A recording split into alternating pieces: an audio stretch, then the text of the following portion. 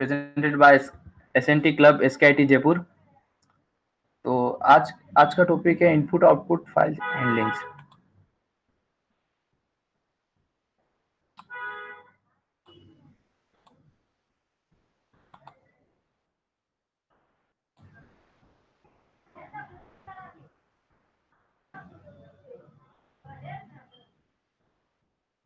सबको आवाज क्लियर आ रही है ना? कोई भी एक रिप्लाई कर दो। ठीक है।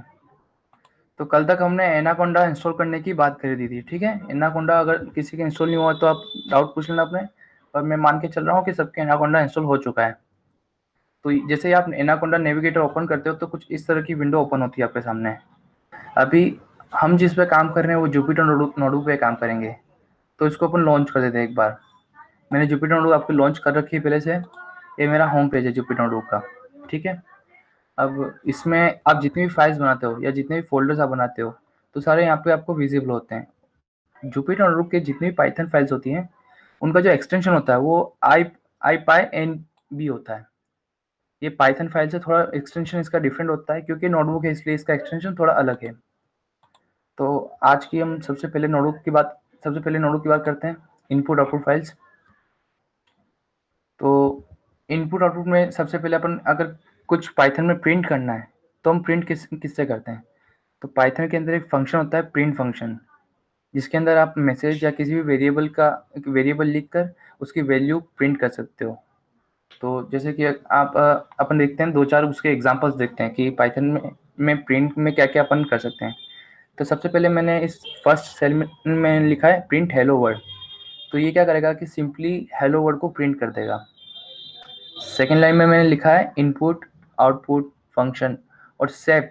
पाइथन के अंदर ये प्रिंट फंक्शन के अंदर एक अलग से आर्ग्यूमेंट होता है। अगर आपको जो प्रिंट जो भी कर रहे हो मैसेज, अगर हर मैसेज को अगर आप किसी वैल्यू से सेपरेट करना है तो आप इस आर्ग्यूमेंट का यूज कर सकते हो सेप का। तो जिस तरह से आप सेकेंड आउटपुट देख रहे हो, तो सबसे पहले इनपुट प्रिंट हुआ, उसके बाद ये डैश आया, फिर आउटपुट प्रिंट हुआ, फिर डैश, फिर फंक्शन। तो तीनों को ज्वाइन कर दिया इसने डैश यूज करके। फिर थर्ड बात आती है, थर्ड आर्ग्यूमेंट होता है एंड का। एंड का क्या यूज है प्रिंट में? तो आप जब भी कुछ प्रिंट करते हो तो पाइथन में बाय डिफॉल्ट एक न्यू लाइन होती है, यानी कि अगर जैसे हेलो वर्ड आपने प्रिंट किया तो उसमें न्यू लाइन ऐड हो गई, तो आपका जो कर्सर है वो हेलो वर्ड से सीधा नीचे आ गया इनपुट में। तो अगर आप उसको मॉडिफाई भी कर सकते हो, जैसे कि अगर आप चाहते हो कि एंड में आपका कोई प्लस सिंबल या कुछ स्पेस आ जाए, तो हमने जैसे कि थर्ड लाइन में वेलकम टू द, और उसमें एंड में अपन ने स्पेस प्लस स्पेस ऐड कर दिया है।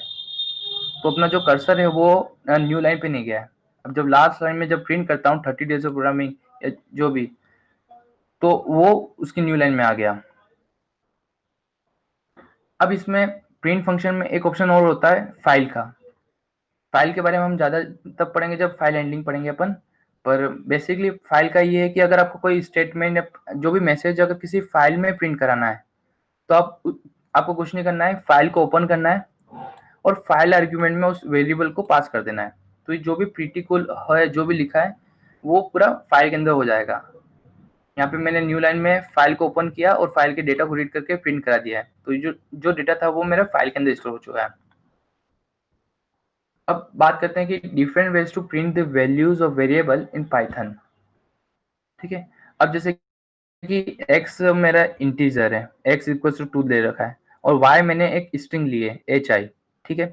तो अगर मेरे को प्रिंट करना है तो दोनों के लिए, क्योंकि सी प्लस प्लस या जावा, इन सारी लैंग्वेज में क्या होता है कि आपको स्पेसिफाई बताना होता है कि ये जो आपका वेरिएबल है वो इंटीजर है, कैरेक्टर है, फ्लोट है। पर पाइथन में ऐसी कोई नीड नहीं है, आप सीधा उसको डिफाइन कर सकते हो वेरिएबल का नाम लिखकर, वो प्रिंट हो जाएगा। जैसे कि अगर फर्स्ट लाइन पे आप देखते हैं तो मैंने x equals to message print किया सबसे पहले, फिर बिना इन्वर्टेड कोमा में मैंने x लिखा, जिसका मतलब ये है कि वो वेरिएबल की वैल्यू आ जाएगी यहाँ पे। फिर उसके बाद मैंने y इक्वल्स टू लिखा, मैसेज प्रिंट किया यहाँ पे, और लास्ट में y लिख लिया, तो y की वैल्यू यहाँ प्रिंट हो गई। एक बात यहाँ ध्यान रखने की है कि जो जब अपन कोमा यूज करते हैं तो पाइथन अपने आप से उसमें स्पेस स्पेस ऐड कर लेता है। ये बात वहां पे इंपॉर्टेंट है जब आप किसी हैकर रैंक पे या फिर कहीं कोड शेफ पे कोडिंग करते हो और आपको आउटपुट फॉर्मेट सेम मतलब मैच होना चाहिए। आप जो आप आउटपुट फॉर्मेट होता है, अगर आपका आउटपुट मैच नहीं होता है, अगर स्पेस भी अगर आपने एक्स्ट्रा ऐड कर लिया है तो आपका कोड एग्जीक्यूशन नहीं, सबमिशन नहीं हो पाएगा। तो इसलिए आपको इस छोटी छोटी बातों का ध्यान रखना है कि कोमा अगर आप यूज करते हो तो आपने एडिशनल स्पेस यूज कर लिया है। अच्छा, पाइथन में जैसे अपन ने स्ट्रिंग फॉर्मेटिंग की बात करते हैं, तो स्ट्रिंग फॉर्मेटिंग में इसमें क्या होता है कि आपने क्या किया कि वैल्यूज जो है एक डॉट फॉर्मेट में आपने यूज कर ली, और आपने पूरी एक स्ट्रिंग लिख ली, मैसेज पूरा लिख लिया, x equals to curly braces में 0, फिर y equals to curly braces में 1। तो इसका मतलब क्या किया, उसके बाद क्या होता है, डॉट फॉर्मेट जब आप यूज करते हो तो आपने पहला आर्गुमेंट लिखा है x, तो वो x की ये जो 0 कर्ली ब्रेसेस 0 है उससे रिप्लेस हो जाएगी, और जो y की वैल्यू वो कर्ली ब्रेसेस 1 से रिप्लेस हो जाएगी। तो इस तरह से भी आप फॉर्मेटिंग कर सकते हो। और लास्ट मेथड है प्रिंट करने का कि आप %d फॉर्मेट स्पेसिफाई यूज करो, जो कि नॉर्मली अपन सी में भी यूज करते हैं, %d या %। पर इसमें क्या होता है कि आपको परसेंट से डिफाइन करना होता है कि उसकी वैल्यूज क्या क्या है। तो ये जो स्पेसिफायर जैसे %d या %s, तो कुछ एग्जांपल्स दे रखे हैं। अगर आपका वेरिएबल इंटीजर टाइप है, जैसे x इंटीजर था, तो मैंने यहाँ पे %d यूज किया उसके लिए। और जैसे y मेरा स्ट्रिंग है, तो स्ट्रिंग के लिए क्या है %s, तो मैंने यहाँ पे %s यूज किया है। अगर कोई फ्लोट होता है तो मैं %f या %g यूज करूंगा। ठीक है। अब एक फंक्शन होता है पाइथन में, टाइप फंक्शन। ये क्या करता है, डेटा जितने भी डेटा टाइप्स हैं उनकी टाइप्स को बताता है। तो x इक्वल्स टू 15.543, ये कोई एक मैंने डेटा एक कोई भी वेरिएबल लिया है, पर ये इंटीजर नहीं है, ये हमको पता है। इंटीजर्स क्या होते हैं, जो कि कंप्लीट वैल्यूज होती हैं, 0, -1 +1 -2 +2, पर ये एक डेसिमल वैल्यूज हैं, इनको पाइथन में हम फ्लोट कहते हैं। तो जब हम टाइप चेक करेंगे, टाइप ऑफ एक्स, तो ये आ गया फ्लोट। ये एक इनबिल्ट फंक्शन है पाइथन का। ठीक है। अब अच्छा, ये बात है, फॉर्मेट स्पेसिफायर में अपन ये भी डिफाइन कर सकते हैं कि अपन को आउटपुट कितना लंबा चाहिए। अब जैसे यहाँ देखो, x की डेसिमल की बात में 6 अप्रोक्स 6 वैल्यूज हैं, तो हमने हमको हमको चाहिए था कि हम सिर्फ 3 वैल्यू तक ही प्रिंट करें, क्योंकि कई बार आता है हैकर रहेंगे, वहाँ पे क्वेश्चन आता है, तो फ्लोटिंग वैल्यूज अगर प्रिंट करनी होती हैं तो आपको स्पेसिफाई किया जाता है कि डेसिमल के बाद 2 वैल्यूज को ही प्रिंट करना है। तब उस काम को आप इस फॉर्मेट स्पेसिफायर से कर सकते हो। आपको करना कुछ नहीं है, %3f लिख लेना है। तो f का मतलब तो हमें पता ही है कि फ्लोट के लिए रिजेंबल करता है वो, और 0.3 वो डिफाइन करता है कि वो 3 डेसिमल के बाद 3 वैल्यूज आएंगी। अगर आप फॉर्मेट यूज कर रहे हो तो फॉर्मेट में :3 लिखना है आपको। तो अब इस दोनों में डिफरेंस ऐसा है कि यहाँ पे जब 0.3 लिखोगे तो डेसिमल के बाद 3 पॉइंट्स आएंगे, ये याद रखना। जब यहाँ पे 0.3 लिखते हो तो डेसिमल के बाद 3 पॉइंट्स आएंगे, पर आप फॉर्मेट में .3 लिखते हो तो उसकी विड्थ आ जाएगी, लेफ्ट साइड से काउंट करके पूरी विड्थ आ जाएगी उसकी। क्या जैसे कि यहाँ पे इसकी विड्थ कितनी हो गई, 155, तीन नंबर्स हैं, तो 0.3 का मतलब 3 विड्थ हो गई इसकी। ये तो हो गया प्रिंट स्टेटमेंट। अब बात करते हैं इनपुट। इनपुट अगर आपको, चलो आपने कोई एप्लीकेशन बनानी है या फिर कोई भी टर्मिनल का कोई प्रोग्राम लिखना है, और आपसे कहा गया कि आप जो कोई वेरिएबल की वैल्यू है आप कोड में फिक्स नहीं करोगे, जो मैं दूंगा वही आपको लेनी है। तो उसके लिए आपको रन टाइम पे वैल्यूज लेनी होगी, और रन टाइम पे वैल्यूज लेने के लिए आपको इनपुट फंक्शन का यूज करना होता है। ठीक है। अब जैसे कि इनपुट फंक्शन कैसे काम करता है, तो इनपुट में जैसे आपने यहाँ पे इनपुट ए लिख लिया, a equals to input input function लिख लिया, तो ये क्या करेगा कि आपके पास एक प्रॉम्प्ट आ जाएगा, और उसमें आपको जब वेट करेगा जब तक कि आप कोई इनपुट ना दे देते हैं उसको। और इनपुट फंक्शन में आप मैसेज भी डाल सकते हो, जैसे कि ये इसको सेल को मैं रन करा के दिखाता हूँ एक बार फिर से। जैसे कि ऐसा प्रॉम्प्ट आ जाएगा, ये प्रॉम्प्ट क्या करेगा, ये कोड को तब तक रोक के रखेगा जब तक कि आप कोई इनपुट नहीं दे देते हो। पाइथन में कई बार आपको ऐसा होता है कि आपका कोड क्या है, बहुत बड़ा चौड़ा 100-200 लाइन का कोड लिख लेते हो आप, तो फिर आप चाहते हो कि आपका कोड किसी कारण मतलब होल्ड हो जाए आपके आउटपुट स्क्रीन पे, आप कोई की दबाओ तभी वो चले, तो तब भी आप इनपुट फंक्शन का यूज कर सकते हो। जैसे कि मैंने यहाँ पे इसकी वैल्यू 5 रख ली, ए की वैल्यू, एंटर दिया। अब देखो, ऊपर मैंने कोई मैसेज नहीं दिया था इसलिए मेरे पास कोई मैसेज नहीं आया, पर नीचे मैंने एंटर इनपुट एक मैसेज दे दिया, तो इसने मेरे को एक मैसेज भी प्रिंट करके दिया साथ में। तो मैंने यहाँ पे इनपुट ले लिया सिद्धेश, तो ये इसका इनपुट चला चुका है, ए और बी की वैल्यू। अब जैसे कि अगर मैं यहाँ पे एक सेल ऐड कर लेता हूँ, यहाँ पे ए और बी की वैल्यू प्रिंट करके देखते हैं अपन। प्रिंट a, b, तो ए की वैल्यू आ गई 5, कोमा के कारण एक स्पेस आ गया, और फिर बी की वैल्यू आ गई सिद्धेश। ठीक है, ये अपना इनपुट फंक्शन नॉर्मली काम कर लिया। अभी बात करते हैं कि the type of variable which always assigned by input will always be string. इसका मतलब क्या है कि आपने भले ही ए की वैल्यू 5 दी, जो कि एक इंटीजर दिख रही है अपन को, पर ये वैल्यू ओरिजिनली ए के अंदर, ए का जो टाइप है वो इंटीजर नहीं है, ए जो है अपनी स्ट्रिंग टाइप का है। तो ये बात बहुत ज़्यादा ध्यान रखने की पाइथन में कि आप जब भी इनपुट लेते हो, तो अगर आपका डेटा इंटीजर टाइप का है तो आपको एक्सप्लिसिटली उसको कन्वर्ट करना होता है इंटीजर में, क्योंकि जब मैंने यहाँ टाइप चेक किया, टाइप ऑफ ए क्या है, स्ट्रिंग दे रखा है। और जब मैं ऑपरेशन करता हूँ किसी स्ट्रिंग पे, आप स्ट्रिंग पे कभी एडिशन नहीं कर सकते ना। आप एडिशन करोगे तो दो इंटीजर के बीच में हो सकता है, या दो फ्लोट के बीच में हो सकता है, दो किसी नेम के बीच में एडिशन नहीं हो सकता ना। फिर अगर उस एडिशन का मतलब कुछ और हो जाता है, अगर स्ट्रिंग के बीच में आप एडिशन करते हो तो वो भी हम आगे देखेंगे जब अपन डेटा टाइप को डीपली पढ़ेंगे। तो अब हमारे पास क्या जुगाड़ रहा कि भाई यार इंटीजर लेना है, तो हम क्या करते हैं कि इनपुट एंटर नंबर, ये जो जितना भी मैसेज था, फंक्शन था, इसको एक इंट नाम के फंक्शन में पास कर देते हैं। इन नाम के फंक्शन में मैंने ये इनपुट डाल दिया, तो अब एक इनपुट जो भी आएगा, अगर आपने इंटीजर वैल्यू दी है, इनपुट में अगर आपने इंटीजर वैल्यू दी है तो वो आपको इंटीजर में कन्वर्ट करके दे देगा। सेकेंड, अगर आपने फ्लोट दिया तो फ्लोट कन्वर्ट करके देगा। इसको एक बार रन करा के देख लेते हैं। एंटर नंबर 45 और सेकेंड 4.5। ऊपर वाला इंटीजर है, सेकेंड वाला फ्लोटिंग है, यानी कि डेसिमल टाइप है। अपन देख लिया टाइप ऑफ ए क्या दे रखा है, क्लास इंट। और ऊपर टाइप क्या आ रहा था, str। टाइप ऑफ बी क्या आ रहा है, क्लास फ्लोट, फ्लोट है इसका टाइप। अब एक बच्चे यूजुअली गलती करते हैं, यानी कि हर कोई बिगनर जो होता है वो एक गलती करता ही है कि आपका इनपुट तो स्ट्रिंग है, पर आपने उसको कन्वर्ट कर दिया इंटीजर में। जैसे कि इसको जब मैं रन कराता हूँ, मैंने लिख लिया एस, ये मैं एक स्ट्रिंग या कैरेक्टर दे रहा हूँ, तो ये मेरे को इंटीजर में कन्वर्ट नहीं कर पाएगा इसको, ये मेरे को एरर देगा।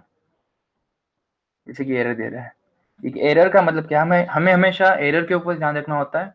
एरर की जो लास्ट लाइन है उसको समझ के हम समझ सकते हैं कि अपनी कोड में कहाँ पर गलती की अपन ने। तो यहाँ लिखा है invalid literal for int with base 10, क्योंकि एस जो है वो किसी बेस 10 का नहीं है। अपन कहते हैं ना डेसिमल के लिए बेस 10 होता है, बाइनरी के लिए बेस 2, तो ये इंटीजर के लिए बेस 10 वैल्यू नहीं है एस, इसलिए गलती आ रही है। एक बार फिर ट्राई करते हैं, कुछ और देखते हैं अपन। मैंने 5 स्पेस 4 स्पेस 5 दिया है इसको।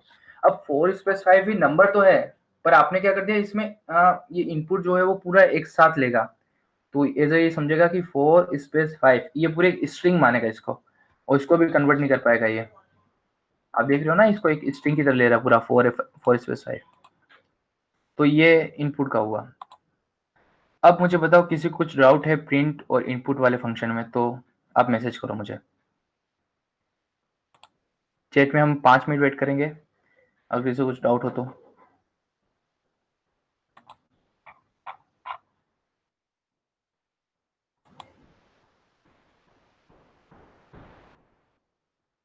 आयुष पोडा सेज परफेक्ट। एनीवन एल्स, किसी को कुछ डाउट हो इनपुट फंक्शन से रिलेटेड या प्रिंट फंक्शन रिलेटेड, या उन्होंने कभी ट्राई किया उनसे कुछ एरर आ रही हो।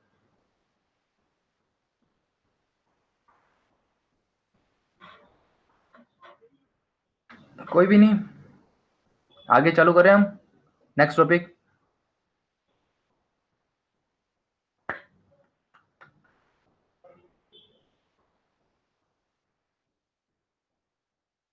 ओके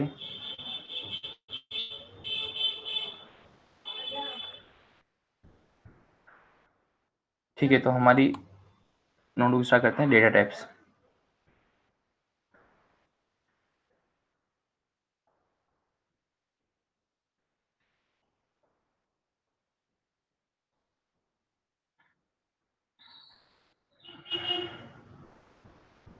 ठीक है,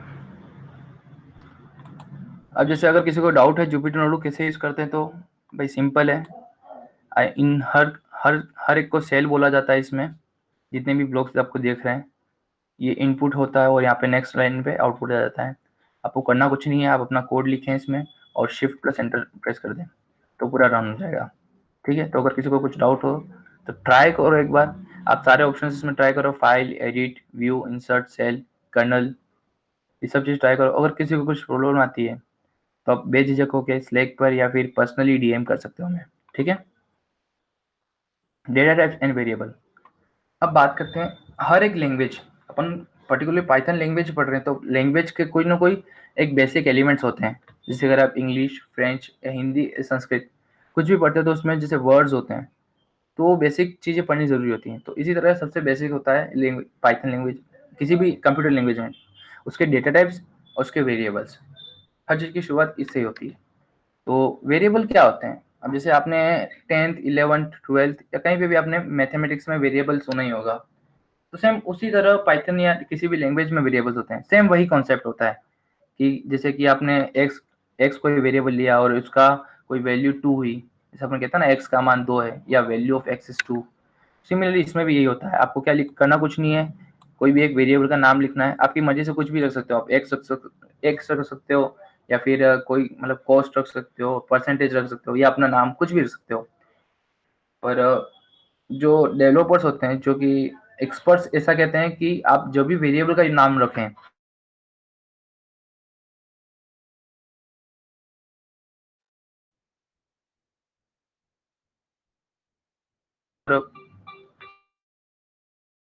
और जब आपका जैसे कि किसी कर दिया जाता है कि आप इस टॉपिक से इस टॉपिक में काम करोगे, तो जो आपके कोड को रीड करेगा तो उसको बहुत प्रॉब्लम आती है कि आपने कोई भी रैंडम वेरिएबल ले लिया एक्स या फिर वाई, तो समझने में दिक्कत आती है। इसकी जगह आप उस वेरिएबल रिलेटेड वेरिएबल का नाम लिख सकते हैं, जैसे कि मार्क्स 1 हो गया या फिर मार्क्स 2, या फिर लिख सकते हैं परसेंटेज, सम, एवरेज, ऐसे वेरिएबल का नाम यूज करना। और दूसरी बात यह है कि वेरिएबल का नाम फिक्स्ड, मतलब जो पाइथन में फिक्स्ड नेम होते हैं कीवर्ड्स, वो यूज नहीं करना है। जैसे कि पाइथन में बहुत सारे कीवर्ड्स होते हैं, प्रिंट एक कीवर्ड है, तो आप किसी भी वेरिएबल का नाम प्रिंट यूज नहीं करोगे। जैसे मैंने यहाँ प्रिंट लिख लिया, तो प्रिंट इक्वल टू 2, ये चल जाएगा, प्रिंट की वैल्यू 2 हो जाएगी और प्रिंट आप ऑपरेट भी कर पाओगे। पर प्रॉब्लम तब आएगी जब आप प्रिंट फंक्शन को भी यूज करोगे। जब आप प्रिंट फंक्शन के अंदर टू टू प्रिंट या कोई भी वेरिएबल प्रिंट करना चाहोगे तो आपको एरर देगा। क्यों? क्योंकि आपने डेफिनेशन बदल दी। पाइथन ने इनबिल्ट क्या किया कि प्रिंट की एक डेफिनेशन बना रखी है कि आप उसमें जो भी इनपुट डालोगे वो प्रिंट हो जाएगा। पर आपने जब प्रिंट इक्वल टू 2 कर दिया, तो उसकी डेफिनेशन आपने चेंज कर दी कि अब प्रिंट की वैल्यू क्या है, तो 2 है। तो वो समझ ही नहीं पाएगा कि प्रिंट से क्या करना है कंपाइलर। तो इसलिए जो फिक्स वर्ड्स होते हैं, इसलिए हम क्या करते हैं, जुपिटर नोटबुक या एडिटर यूज करते हैं, जो कि क्या करता है, जो फिक्स्ड वर्ड है, जो कीवर्ड्स है पाइथन के, उनको हाईलाइट कर देता है। जैसे कि आप देखो, प्रिंट को इसने ग्रीनिश कर लिया है, जो वेरिएबल वाई है वो ब्लैक है, तो इसका मतलब ये होता है कि अब प्रिंट फंक्शन पहले से रिजर्व्ड है। ठीक है। अब जैसे x equal to 2, y equal to 3, और मैंने x प्लस वाई कर दिया। मैथमेटिक्स में भी यही होता है, किसी दो वेरिएबल को सम करते हैं तो उसकी वैल्यूज को ऐड हो जाती है। तो अभी डेटा टाइप्स क्या होते हैं? Data types are the classification और कैटेगराइजेशन ऑफ डेटा आइटम्स।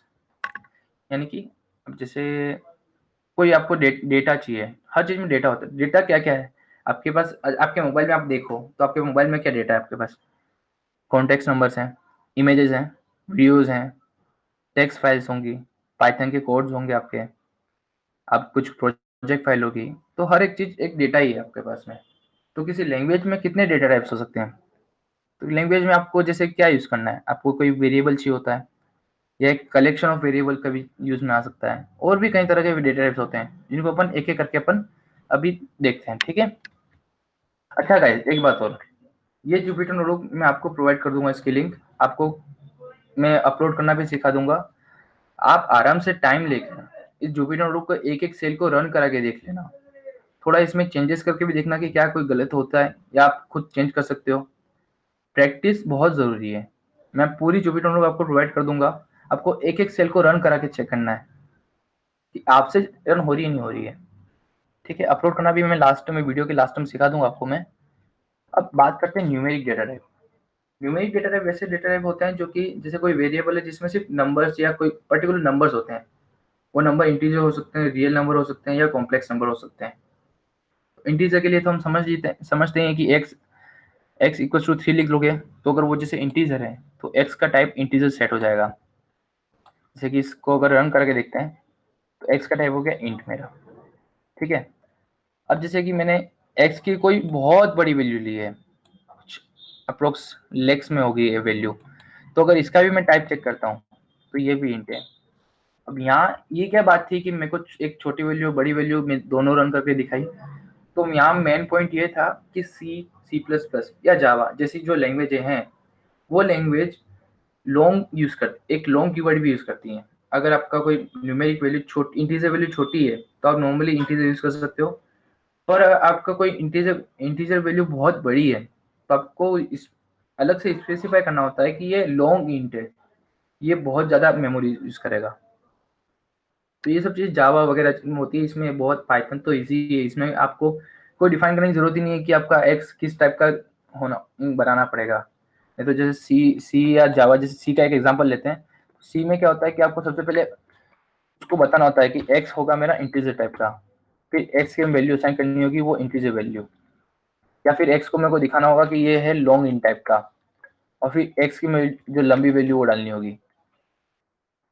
तो ये सब पाइथन में आपको करने की जरूरत नहीं है, ये पाइथन ऑटोमेटिक डिटेक्ट कर लेता है कि आपने क्या भी इनपुट दिया है और साथ से उसका डेटा टाइप सेट कर लेता है। तो ये इंट हो गया। अब नेक्स्ट बात करते हैं फ्लोटिंग डेटा टाइप की। फ्लोटिंग डेटा टाइप वही है जो कि जितने भी रियल नंबर्स होते हैं जो डेसिमल में रिप्रेजेंट कर सकते हैं अपन, वो सारे फ्लोटिंग पॉइंट्स होते हैं। जैसे कि मैंने f इक्वल्स टू 3.5 लिखा है और टाइप ऑफ f चेक किया मैंने, तो इसने बता दिया कि टाइप क्या आपका फ्लोट है। ठीक है। अब आप अपने कॉम्प्लेक्स नंबर पढ़े ही होंगे, कॉम्प्लेक्स नंबर्स बहुत ही बेकार चैप्टर है मैथमेटिक्स का। तो कॉम्प्लेक्स भी इसमें डिफाइन कर सकते हैं। एक कॉम्प्लेक्स नंबर का पाइथन में यूजुअली कहीं यूज ही नहीं आता है। जब आप कॉम्पिटिटिव प्रोग्रामिंग करोगे या कुछ भी आप कहीं करते हो छोटी मोटी चीजें, तो आपके कॉम्प्लेक्स नंबर यूज नहीं आएंगे। ये कॉम्प्लेक्स नंबर आपके डेटा साइंस या जब मैथमेटिकल एक्सप्रेशन आप जब इवेल्यूएट करते हो तो उस टाइम में आपके कॉम्प्लेक्स नंबर भी यूज आ सकते हैं। तो ये भी पाइथन ने अलग से डेटा टाइप बना रखा है। इसमें इसका फॉर्मेट क्या होता है कि आपको एक तो रियल वैल्यू रखनी होती है और एक इमेजनरी वैल्यू जे के साथ में रखनी होती है। तो रियल वैल्यू हो गई 3 और इमेजनरी वैल्यू हो गई 5, जो कि जे के साथ में मैंने लिखी है। टाइप चेक कर लिया अपन ने, कॉम्प्लेक्स है। अब न्यूमेरिक डेटा टाइप हो गया जो कि नंबर, सारे नंबर्स हो सकते हैं, रियल नंबर, इंटीजर नंबर। अब बात करते हैं बुलियन डेटा टाइप। बुलियन जैसे कि बुलियन क्या हो सकता है, जैसे कि सबसे बेस्ट एग्जांपल है, अगर आपको टीचर कोई क्वेश्चन पूछता है या असाइनमेंट के बारे में पूछता है तो आप बस दो तरह के आंसर दे सकते हो, उसको आप एक्सक्यूज नहीं दे सकते टीचर्स को। आप बस या तो हाँ बोलोगे हाँ या बोलोगे नो सर। तो ये बेस्ट एग्जांपल लगा मुझे बुलियन डेटा टाइप के लिए। तो जैसे कि अपन देखते हैं बुलियन डेटा टाइप्स की वैल्यू क्या क्या हो सकती है। तो बुलियन की वैल्यू हो सकती है तो ट्रू और दूसरी होती है फॉल्स, या तो यस या नो। तो इसे अगर मैंने यहाँ लिखा है वाई इक्वल टू ट्रू, तो इसका टाइप हो जाएगा बुल। यहाँ एक चीज और नोट करनी है, ध्यान देना कि ट्रू में टी कैपिटल है। कई बच्चे क्या करते हैं कि जावा या दूसरी लैंग्वेज पढ़ी होती है उन्होंने या फिर ध्यान नहीं देते, तो वो क्या करते, किसी वेरिएबल की वैल्यू स्मॉल ट्रू लिख देते हैं, यानी कि स्मॉल टी लिख देते हैं, ट्रू विथ स्मॉल टी। तो ये उनको एरर देगा। जैसे कि आप देखो, एरर दे दिया, क्यों? क्योंकि ट्रू कोई डिफाइन ही नहीं है इसमें पहले से। पाइथन ने ट्रू को रिजर्व कर ही नहीं रखा है। अब जो रिजर्व वो ग्रीनिश कलर का आ जाएगा, तो यहाँ ग्रीनिश कलर है नहीं, इसलिए मेरे एरर आ रही है। कुछ एक बार इसको रन करा देता हूँ, वाई की वैल्यू भूल आ गई। ठीक है। अब बात करते हैं एडिशन। बुलियन में एडिशन वगैरह कैसे होता है, ऑपरेशन कैसे होते हैं। तो जैसे कि आपको पता है, अगर कोई दो फॉल्स होते हैं, जैसे कि आपने बाइनरी नंबर्स भी पढ़े होंगे 11th या 12th में, तो कहीं ना कहीं एंड गेट वगैरह पढ़े होंगे, और गेट वगैरह पढ़े होंगे। तो अगर एंड गेट या और गेट किसी बात कर, और प्लस किसको रिजेबल करता है, और गेट को। तो अगर और गेट की बात करते हैं तो दोनों ही, अगर और गेट में फॉल्स होता है, इनपुट अगर जीरो है तो आउटपुट क्या आएगा, ऑब्वियसली जीरो। तो जब मैं रन करते हैं तो आउटपुट इसका जीरो आ रहा है। वेट ए मिनट, जीरो क्यों आ रहा है? ये तो फॉल्स आना चाहिए, क्योंकि अपन तो बुलियन डेटा टाइप की बात कर रहे हैं। ये टाइप इंट कैसे हो गया एक्स का? ये बात ध्यान रखनी है कि जब भी आप बुलियन ऑपरेशंस करते हो तो पाइथन क्या करता है, जो आउटपुट है उसको इंटीजर में कन्वर्ट कर लेता है। False plus false equals to zero. अगर इसकी जगह फॉल्स प्लस ट्रू होता तो मेरे को आउटपुट 1 मिल जाता। पाइथन, ये आप पॉइंट याद रख लेना, या फिर आप नोट भी कर सकते हो कि बुलियन डेटा टाइप पे अगर कोई भी ऑपरेशन होता है तो पाइथन उसका रिजल्ट एक इंटीजर में सर्व कर देता है, आइदर जीरो और आइदर वन, क्योंकि बुलियन का कोई और रिजल्ट हो नहीं सकता। अब जैसे कि यहाँ पे मैंने बात की फॉल्स प्लस ट्रू, तो इन दोनों की बात करते हैं तो दोनों का आ रहा है 1, क्योंकि प्लस का मतलब और होता है, और में अगर एक जो लेग है उसका ट्रू है और दूसरा लेग अगर फॉल्स है तो उसका जो रिजल्ट आएगा वो ट्रू आएगा, यानी कि 1। अब यहाँ लिखा है कि Python has inbuilt property known as type casting, that is convert one data type to another data type. ठीक है, अब ये समझ में आ गया कि data types, numeric data type कौन कौन से हैं। और एक बात अपन ने अभी देखी कि बुलियन को इंटीजर में कन्वर्ट कर देता है। तो ये क्या कहलाता है, कन्वर्ट कैसे करता है? तो हर लैंग्वेज में एक कॉन्सेप्ट होता है टाइप कास्टिंग का। टाइप कास्टिंग क्या करता है कि आपके जो वेरिएबल का टाइप है, अगर आपको एक्सप्लिसिटली चेंज करना है, जैसे कि आप हमने पहले भी किया था ना, इनपुट लेते समय किया था कि इनपुट आपका था स्ट्रिंग में 1 2 3 नंबर जो थे तो स्ट्रिंग में, आपने उसको इंटीजर में कन्वर्ट कर लिया, तो उसको टाइप कास्टिंग कहते हैं। सिमिलरली जैसे कि अगर मैं यहाँ पे x equal to 1, y equal to 1.5 और x equal to 1 plus x plus y लिखता हूँ, तो यहाँ x की वैल्यू हो गई 2.5। यहाँ देखना, x की वैल्यू पहले इंटीजर थी, x का टाइप मेरा इंटीजर था, पर जब मैंने उसमें फ्लोट ऐड किया तो पाइथन ने इम्प्लिसिटली अपने कंपाइलर इंटरप्रेटर से खुद से ही उस x का टाइप चेंज कर दिया और x का टाइप हो गया फ्लोट। ठीक है, अब यही बात सिमिलरली कॉम्प्लेक्स नंबर के साथ होती है।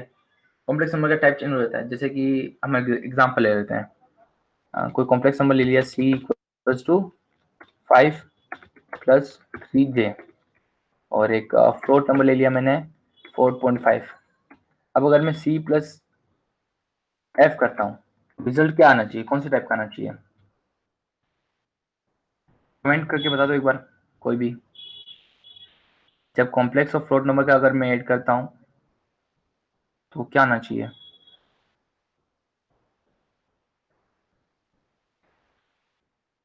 Friends, complex. ठीक है, रानी गुप्ता से कॉम्प्लेक्स, आयुष पुजार से कॉम्प्लेक्स। ठीक है, हम एक बार रन करके चेक कर लेते हैं कि क्या रिजल्ट आएगा सही में।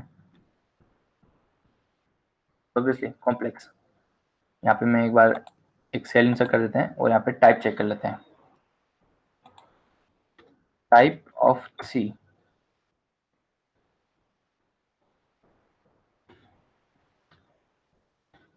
सी में मैंने वैल्यू स्टोर कर ली है और सी का टाइप चेक कर लेते हैं, कॉम्प्लेक्स। ठीक है, ये इम्प्लिसिट टाइप कास्टिंग किस तरह से होती है? इसमें ऐसा है कि जो आपका डेटा टाइप बड़ा है, यहाँ ऐसा होता है कि जो इंटीजर होता है वो मेमोरी कम मेमोरी यूज करता है, क्योंकि आपको सिर्फ इंटीजर वैल्यू स्टोर करनी है। और फ्लोट क्या करता है, इंटीजर से ज़्यादा मेमोरी यूज करता है कंप्यूटर में, क्योंकि आपको डेसिमल के पहले की वैल्यू भी स्टोर करनी है और डेसिमल के बाद की वैल्यू भी स्टोर करनी है, तो उससे जस्ट डबल मेमोरी लेगा। और कॉम्प्लेक्स उससे भी ज़्यादा मेमोरी यूज करता है, रियल और इमेजनरी दोनों वैल्यूज को स्टोर करता है। ठीक है, तो जो हायर डेटा टाइप होगा उसमें ये कन्वर्जन हो जाएगा। अब कॉम्प्लेक्स और फ्लोट में हायर था कॉम्प्लेक्स, दोनों ही इम्प्लिसिटली कॉम्प्लेक्स में कन्वर्ट हो गए। अब ये पूरा इम्प्लिसिट टाइप कास्टिंग कि कंपाइलर ने खुद ही अपने हिसाब से टाइप कास्ट कर दिया, समझ लिया कि भाई बड़ा कौन सा है, मैं उसमें कन्वर्ट कर देता हूँ। और बात बाई चांस तुमको अलग से अगर किसी चीज को कन्वर्ट करना है, आपको इनपुट मिला गया कि फंक्शन कुछ फ्लोट वैल्यू रिटर्न कर रहा है, पर आप चाहते हो कि नहीं यार, मुझे तो इंटीजर में चाहिए, या आप चाहते हो कि इंटीजर वैल्यू को मैं स्ट्रीम में कन्वर्ट कर दूं, तो आप एक्सप्लिसिट टाइप का कर सकते हो कुछ फंक्शन यूज करके। जैसे कि अगर आप 3.5 फ्लोटिंग वैल्यू है, मैंने उसको इंट फंक्शन में पास किया, तो चेक करते हैं एक्स की वैल्यू क्या हो गई 3, टाइप क्या हो गया इंट, एक्स की वैल्यू 3 हो गई। इसने क्या किया कि जो डेसिमल के बाद जितनी वैल्यू थी उसको एलिमिनेट कर दिया और डेसिमल की पहले की वैल्यू उसने एक्सेप्ट कर ली और टाइप हो गया उसका इंट कन्वर्ट हो गया। हाँ, टाइप कास्टिंग बारे में और भी बहुत कुछ है, जैसे कि स्ट्रिंग लिस्ट, बहुत से डेटा टाइप्स होते हैं जो कि अलग अलग टाइप कास्टिंग होती है, तो उनके बारे में भी हम आगे देखेंगे कि क्या क्या हर एक डेटा टाइप कैसे टाइप कास्ट कर सकते हैं। तो बात करते हैं, अब अपने देख लिया न्यूमेरिकल डेटा टाइप देख लिया जिसमें इंटीजर है, फ्लोट है और कॉम्प्लेक्स नंबर है। फिर अपने बुलियन डेटा टाइप देख लिया, तो अपने टाइप कास्टिंग देख ली। अब बात करते हैं sequence type. Sequence data type क्या होते हैं? अब जैसे अज्यूम करो कि आपको आपके पास क्या, आपके क्लास में जैसे 40 बच्चे हैं, तो आपको 40 बच्चों का एक रोल नंबर एक किसी डेटा में रखना है, तो आप 40 बच्चों के लिए 40 वेरिएबल तो नहीं रख सकते। या अज्यूम करो 100-200 बच्चे हैं, तो 100-200 का अलग से वेरिएबल्स तो नहीं बना सकते हैं कि x1 x2 x3 up to x100। तो इसके लिए हम क्या करते हैं कि एक सीक्वेंस डेटा टाइप यूज करते हैं, जो कि क्या करता है कि वेरिएबल का नाम तो एक ही होगा पर वो सारे नंबर्स को जितनी वैल्यूज है उन सबको कलेक्ट करके रख लेगा। तो उसी में सबसे पहले डेटा टाइप आता है स्ट्रिंग। अभी तो हम जैसे बात कर रहे थे कि स्ट्रिंग इनपुट स्ट्रिंग में देता है, स्ट्रिंग में देता है, तो स्ट्रिंग क्या चीज है? तो स्ट्रिंग बेसिकली कुछ नहीं है कि एक कलेक्शन है कैरेक्टर्स का। आपके कीबोर्ड्स में जितने भी सिम्बल्स दिख रहे हैं आपको, A B C D E F या अंडरस्कोर या 1 2 3 4, ये जितने भी, इन सबको कैरेक्टर्स कहा जाता है। तो कैरेक्टर्स का अगर कलेक्शन एक साथ कर दिया जाए तो एक वर्ड बनता है। हम इंग्लिश, नॉर्मल इंग्लिश लैंग्वेज में भी जानते हैं कि अगर लेटर्स को अगर जोड़ जाएंगे तो वर्ड बनता है। तो इसी तरह कैरेक्टर्स को जोड़ते तो अपन स्ट्रिंग बनती है। तो जैसे कि अल्फा न्यूमेरिक क्या होता है यहाँ पे, जैसे कि लिखा है कि string is series of alpha numeric character. Alpha numeric का मतलब है कि कोई भी अल्फाबेट या कोई भी कैरेक्टर कीबोर्ड में, न्यूमेरिक का मतलब कोई भी नंबर। तो अब आपको कैसे डिफाइन करें कि ये स्ट्रिंग है? मतलब आपने जैसे कि एस इक्वल टू सिद्धेश लिख लिया नॉर्मली, तो उसको कैसे पता चला कि ये स्ट्रिंग ही है? तो पाइथन में क्या डिफाइन कर रखा है कि अगर आप कोई भी input single quotes, double quotes या ट्रिपल कोट्स में यूज करते हो तो वो उसको स्ट्रिंग में एज ए स्ट्रिंग समझता है। तो जैसे मैंने एस इक्वल टू सिद्धेश लिखा पर उसको सिंगल कोट्स में पैक कर दिया, रैप अप कर लिया मैंने, तो इसका मतलब ये समझ गया कि ये क्या है, एक स्ट्रिंग है। टाइप चेक किया, str आ रहा है। ठीक है। अब सिंगल कोट्स की जगह आप डबल कोट्स को भी यूज कर सकते हो, जैसे आपने यूज कर लिया। ठीक है। एक पॉइंट फिर से ध्यान रखने का, क्या ध्यान रखना कि जैसे कि आपने कोई वेरिएबल ले लिया f, और इसमें आपने स्टार्टिंग में तो यूज किया सिंगल कोट्स और लिख लिया कि बूट कैंप। ठीक है। और जो एंडिंग कैरेक्टर है उसमें आपने डबल कोट्स यूज कर लिया। स्टार्टिंग में सिंगल कोट्स, एंडिंग में डबल कोट्स। क्या होना चाहिए यहाँ पे? एरर। क्यों एरर आई? तो इस चीज को अपन समझते हैं। इसने क्या किया कि एफ में कुछ, कंपाइलर को, इंटरप्रेटर को एफ में कोई वैल्यू असाइन करनी थी। इसने सिंगल कोट्स देखा, इसने आइडेंटिफाई किया कि ये स्ट्रिंग टाइप का है। ठीक है। तो इसने एक एक कैरेक्टर रीड करना स्टार्ट किया, D double O T C A M P. अब ये स्टॉप कहाँ तक होगा? मतलब रीड करते जा रहा तो कहाँ तक स्टॉप होगा? जब तक कि इसको जिस चीज से अब इसने स्टार्ट नहीं किया था, यानी कि सिंगल कोर्स से अगर इसने स्टार्ट किया है तो सिंगल कोर्स पे ये बंद होगा। तो आगे इसको कहीं सिंगल कोर्स मिल ही नहीं रहा है, ये डबल कोर्स आ गया, बस यहाँ पे खत्म हो गया। तो इसने मेरे को एरर दी कि end of line while scanning string literal. Line and हो गई पर मुझे अभी तक, मेरे को एंडिंग नहीं मिली अभी तक, मेरे मतलब जो डिफाइन कर सकता हूँ मैं सिंगल कोर्स से ही है, वो नहीं मिला। अब मैं रन करा के देखूंगा तो क्या मिलेगा मुझे? ठीक है, अब मिल गया मुझे क्या? इसने बूट कैंप और डबल डबल इनवर्ट कोमा को भी एक्सेप्ट कर लिया, एज स्ट्रिंग समझ लिया इसने कि डबल इनवर्ट कोमा भी एक स्ट्रिंग है। तो ठीक है।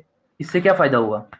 इससे ये फायदा हुआ कि अगर आपको इनपुट में डबल कोर्स या सिंगल कोर्स इनपुट अगर लेना है तो आपका उसका रिवर्स उसकी बाउंड्री लेनी है।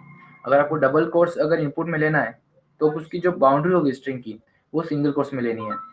अगर आप सिंगल कोर्स को इनपुट में लेना, जैसे कि कभी कभी अपन अपोस्ट्रोफी यूज करते हैं किसी के नाम के पीछे, जैसे कि देश एस करके, तो यहाँ मुझे क्या आ रहा है कि देखो आपने, इसने क्या किया कि जहाँ इसको सिंगल कोर्स मिला और जहाँ पे एंड हुआ इसने स्ट्रिंग अज्यूम कर ली, पर इसके बाद के कैरेक्टर को इसने कुछ वेरिएबल की तरह ले लिया। इसलिए मैं क्या करूँ, अगर मुझे अपोस्ट्रोफी चाहिए तो मैं बाउंड्री चेंज कर लेता हूँ इसकी। बाउंड्री मैंने डबल कोर्स कर ली, कोई दिक्कत नहीं है, आ गया मेरा सिंगल कोर्स। उसी को इसने एक्सेल में भी एग्जांपल देख लिया अपन ने, इन एक्सेल में एग्जांपल ले लिया।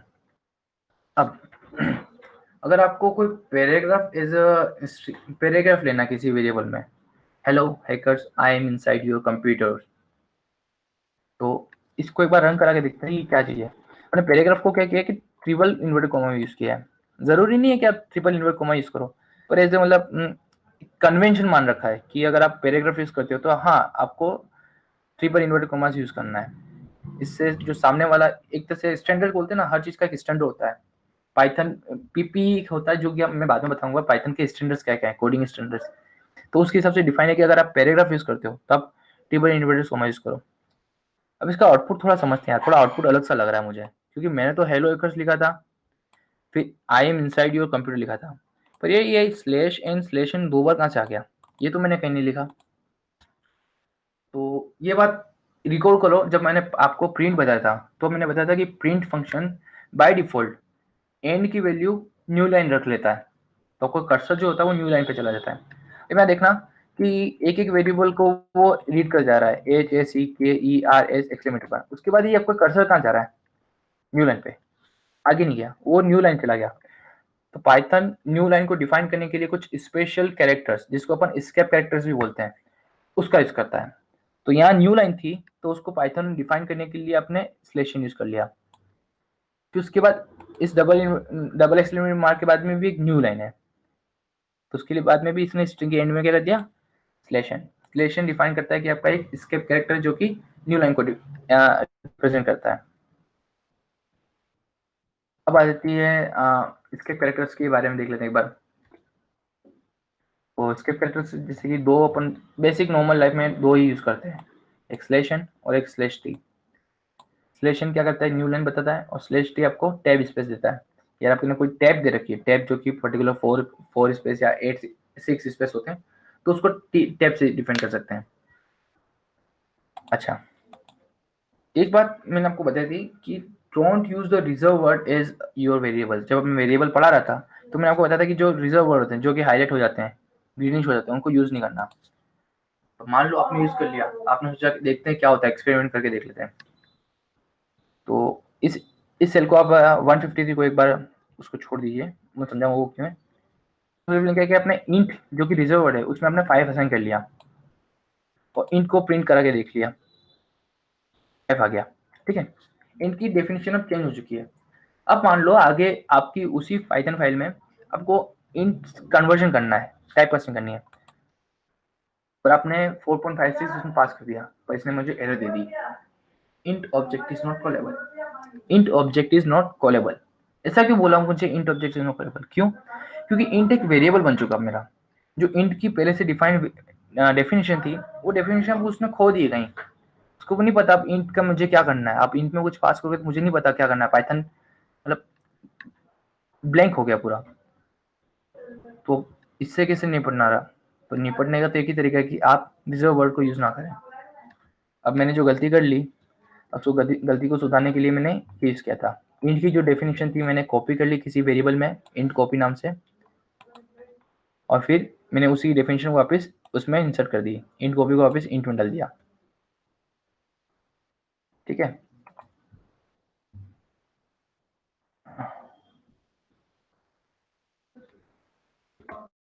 ठीक है, आ गया इंट 4.56।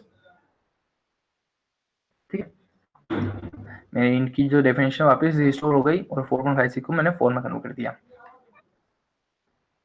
अब आ जाती है कि सिद्धेशपुरी की स्ट्रिंग है, पर अब मुझे एक पर्टिकुलर कोई कैरेक्टर उसका एक्सेस करना है।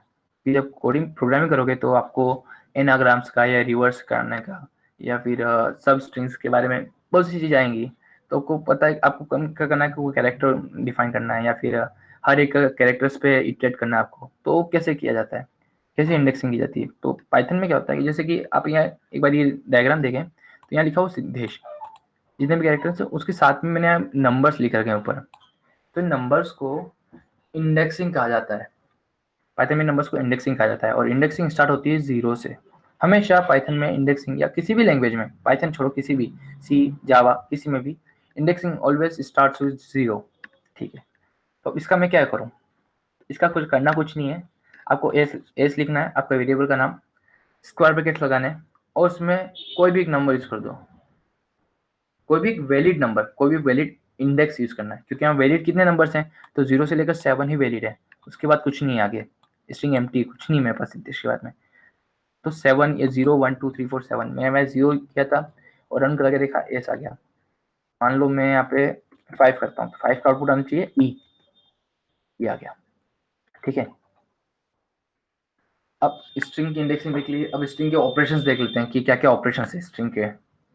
तो मैंने आपको, अब एक बात है कि आप जैसे कि इंटीजर में आप प्लस यूज करते हो, तो क्या करता है कि दोनों इंटीजर्स को ऐड कर लेता है, पर अगर आप स्ट्रिंग में प्लस यूज करते हो तो कॉन्केटिनेट कर देता है। कॉन्केटिनेट, कॉन्केटिनेट क्या होता है, कॉन्केटिनेट का मतलब जैसे कि आप रेल के डब्बे देख लो, एक के पीछे एक जुड़ा हुआ रहता है, तो कॉन्केटिनेट होते हैं, यानी कि एक डब्बा फिर उसके पीछे दूसरा डब्बा फिर उसके पीछे तीसरा डब्बा। तो सेम यहाँ पे देख लिया मैंने, स्ट्रिंग एक 1 ली सिद्धेश और स्ट्रिंग 2 ली अंडरस्कोर DOSI।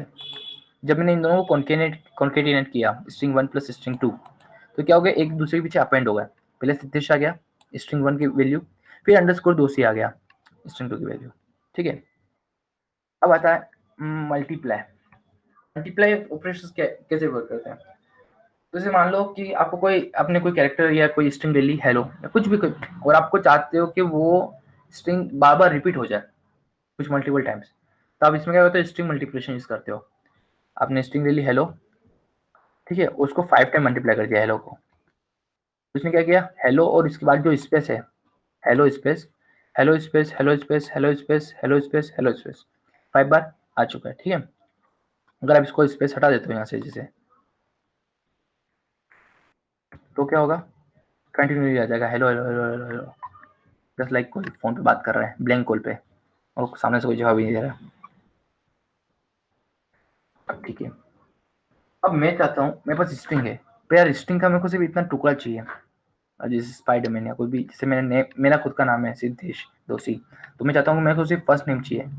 तो मैं उसमें से स्लाइसिंग कर दूंगा, उसको काट दूंगा। जैसे क्या होता है ना, केक को अपन स्लाइस करते हैं या पिज्जा को स्लाइस करते हैं, तो मतलब ये होता है कि उस स्ट्रिंग का कुछ फ्रैक्शन या उस पर्टिकुलर मटेरियल का कुछ फ्रैक्शन अपन को अलग निकालना है, तो यहाँ स्लाइसिंग की यूज होती है। स्लाइसिंग रिप्रेजेंट होती है कॉलन से। जैसे यहाँ इंडेक्स नंबर 3 से इंडेक्स नंबर 8 को मेरे को स्लाइस निकालना है, तो मैंने यहाँ क्या किया कि 3:8 यूज कर लिया। हुआ क्या, यहाँ 0 1 2 3 डी का इंडेक्स है 3, फिर यहाँ ई पे 4, आर पे 5, एम पे 6 और ए पे 7 तक आया, 8 क्यों नहीं आया। तो इसमें क्या होता है कि आपका जो स्टार्टिंग सिंबल होता है वो तो होता है स्टार्टिंग वाला इम्प्लीसिट, और जो एंडिंग वाला नंबर होता है वो होता है एक्सप्लिसिट। इसको आप एक्सक्लूड करते हो, 8 को आप कभी कंसीडर नहीं करोगे। ठीक है, स्पाइडरमैन में से मैंने धर्मा निकाल लिया। अब you can also slice a string from either the extremes. ठीक है, अब मैंने बोला कि यार जो स्ट्रिंग है तुम्हारी उसमें से 7 कैरेक्टर के बाद जितने भी कैरेक्टर्स हैं सारे मेरे को चाहिए, तो अब कैसे करें। मेरे को लास्ट तक मुझे भी नहीं पता मुझे लास्ट में कितने कैरेक्टर्स हैं, तो कुछ नहीं, बस आप छोड़ दो उसको। आपने क्या किया कि एक स्ट्रिंग ली, इस तरह से दे रखी है 0 1 2 3 4 5 6 7 स्पेस हो गया, 8 9 और सोन कुछ भी हो सकता है आगे। तो मैंने क्या किया, जेवियर मुझे चाहिए था तो मैंने 8 से स्टार्ट किया और कॉलन लगा के छोड़ दिया उसको, तो मुझे पूरी स्ट्रिंग आ गई अप टू एंड तक। ठीक है, अब बात करते हैं, कॉन्केनेट हो गया, मल्टीप्लाई हो गया, स्लाइसिंग हो गई। अब इन एंड नॉट इन, ये दो कुछ रिजर्व वर्ड्स होते हैं, कीवर्ड्स होते हैं पाइथन के अंदर, इन एंड नॉट इन। इन क्या डिफाइन करता है कि वो मेंबरशिप डिफाइन करता है। जैसे कि आप नीचे देखते हैं अपन, ये चार्ल्स जेवियर एक स्ट्रिंग है मेरी, उसमें मैंने डिफाइन किया कि एक्स क्या चार्ल्स जेवियर का कोई मेंबर है, यानी कि एक्स उस स्ट्रिंग में एग्जिस्ट करता है क्या, तो ये मुझे ट्रू या फॉल्स रिटर्न करेगा। तो एक्स इन स्ट्रिंग लिखा तो मुझे ट्रू रिटर्न कर रहा है। और जैसे ही मैं लिखता हूँ एक्स सी इन स्ट्रिंग, अब देखा जाए तो एक्स भी पार्ट है और सी भी पार्ट है, पर एक्स से कंटिन्यूसली कोई किसी का पार्ट नहीं है, एक्स से कहीं भी कंटिन्यूसली नहीं आ रहा है, तो इसलिए इसने फॉल्स रिटर्न किया। ठीक है, टाइप कास्टिंग जो अपने आधा टॉपिक ऊपर छोड़ रखा था, इसमें टाइप कास्टिंग स्ट्रिंग में कैसे करते हैं। जैसे कि कोई नंबर दे रखा है, स्ट्रिंग दे रखी है, तो वो नंबर है, अपन ने उसको कन्वर्ट किया, कन्वर्ट हो गया और ये इसका टाइप पता चल गया अपन को इंट है। ठीक है, अब हम बात करते हैं कि जैसे कि कोई नंबर फ्लोटिंग वैल्यू दे रखी है मेरे को, तो 434.545। अब इसको मेरे को स्ट्रिंग में कन्वर्ट करके कहीं स्टोर कराना होगा या कुछ भी करना है मेरे को, तो मैं रिवर्स भी कर सकता हूँ। मैंने इंट यूज किया इन टाइप स्ट्रिंग के लिए, तो मैं str यूज करूंगा स्ट्रिंग टाइप कास्टिंग के लिए। इसकी टाइप हो गया मेरा str हो गया टाइप। ठीक है, अब जब अपन प्रिंट पढ़ रहे थे तो कुछ स्ट्रिंग फॉर्मेटिंग हो रही थी वहाँ पे, वो जो भी मेथड अपन पढ़ रहे थे कि डॉट फॉर्मेट या परसेंट यूज कर रहे थे, तो सब उन सबको स्ट्रिंग फॉर्मेटिंग बोलते हैं। क्योंकि प्रिंट कुछ नहीं कर रहा है, प्रिंट तो उसके पास जितना भी मैसेज आया था उन पूरे मैसेज को प्रिंट करके दे रहा था। वो जो एक्चुअल काम था वो फॉर्मेट स्पेसिफाई कर रहा था कि वैल्यू को रिप्रेस करना है। जैसे कि अपना ये यहाँ है ना, जैसे आपने डॉट फॉर्मेट यूज किया या %d%s यूज किया, तो प्रिंट तो कुछ नहीं कर रहा है, प्रिंट इस डबल कोलन से लेकर डबल कोट से लेकर इस डबल इन्वर्टेड कोमा तक जितना भी वैल्यू है सब प्रिंट कर रहा है। अब रिप्लेसिंग वगैरह सब काम जो है स्ट्रिंग फॉर्मेटिंग करता है। तो या देखते हैं स्ट्रिंग फॉर्मेटिंग सबसे पहले आता है format specifier %d for integer, %f for float and %s for string. अब x मेरा इंटीजर है, फ्लोट मेरा f मेरा फ्लोट है और स्ट्रिंग मेरा इथरनॉट कोई स्ट्रिंग है। Mission impossible. ठीक है, अब न्यू स्ट्रिंग में एक डिफाइन करता हूँ, कोई दूसरी स्ट्रिंग बनाता हूँ जिसमें मैं क्या किया एक मैसेज लिख लिया मेरा integer number equals to %d, float equals to %f and string is equal to %s। और मैंने इस सिंगल कोट्स के बाद में सीधा परसेंट लगा के और स्मॉल ब्रैकेट्स में मैंने यहाँ पे लिख लिया x f और स्ट्रिंग। तो x रिप्लेस हो जाएगा %d से, f रिप्लेस हो जाएगा %f से और स्ट्रिंग %s से रिप्लेस हो जाएगा। और यहाँ पे मेरा आउटपुट आ जाएगा इंटीजर नंबर, फ्लोट और स्ट्रिंग। यहाँ पे फिर से एक इम्पोर्टेंट पॉइंट नोट करने का है कि आपने डिफाइन किया है इंटीजर या किसी और डेटा टाइप, पर आप उसमें वैल्यू कोई और डेटा टाइप की दे रहे हो। जैसे कि आपने यहाँ पे %s यूज किया है, पर आप उसमें वैल्यू रिप्लेस करने के लिए दे रहे हो स्ट्रिंग टाइप की, और यहाँ पे %s यूज किया स्ट्रिंग टाइप के लिए और वैल्यू दे रहे हो फ्लोट टाइप की, तो ये आपको ऑब्वियसली एरर देगा क्योंकि टाइप मिसमैच हो गया यहाँ पे। बस यहाँ पे एरर किस टाइप की है, टाइप एरर, एरर का नाम है टाइप एरर क्योंकि टाइप मिसमैच हुआ है।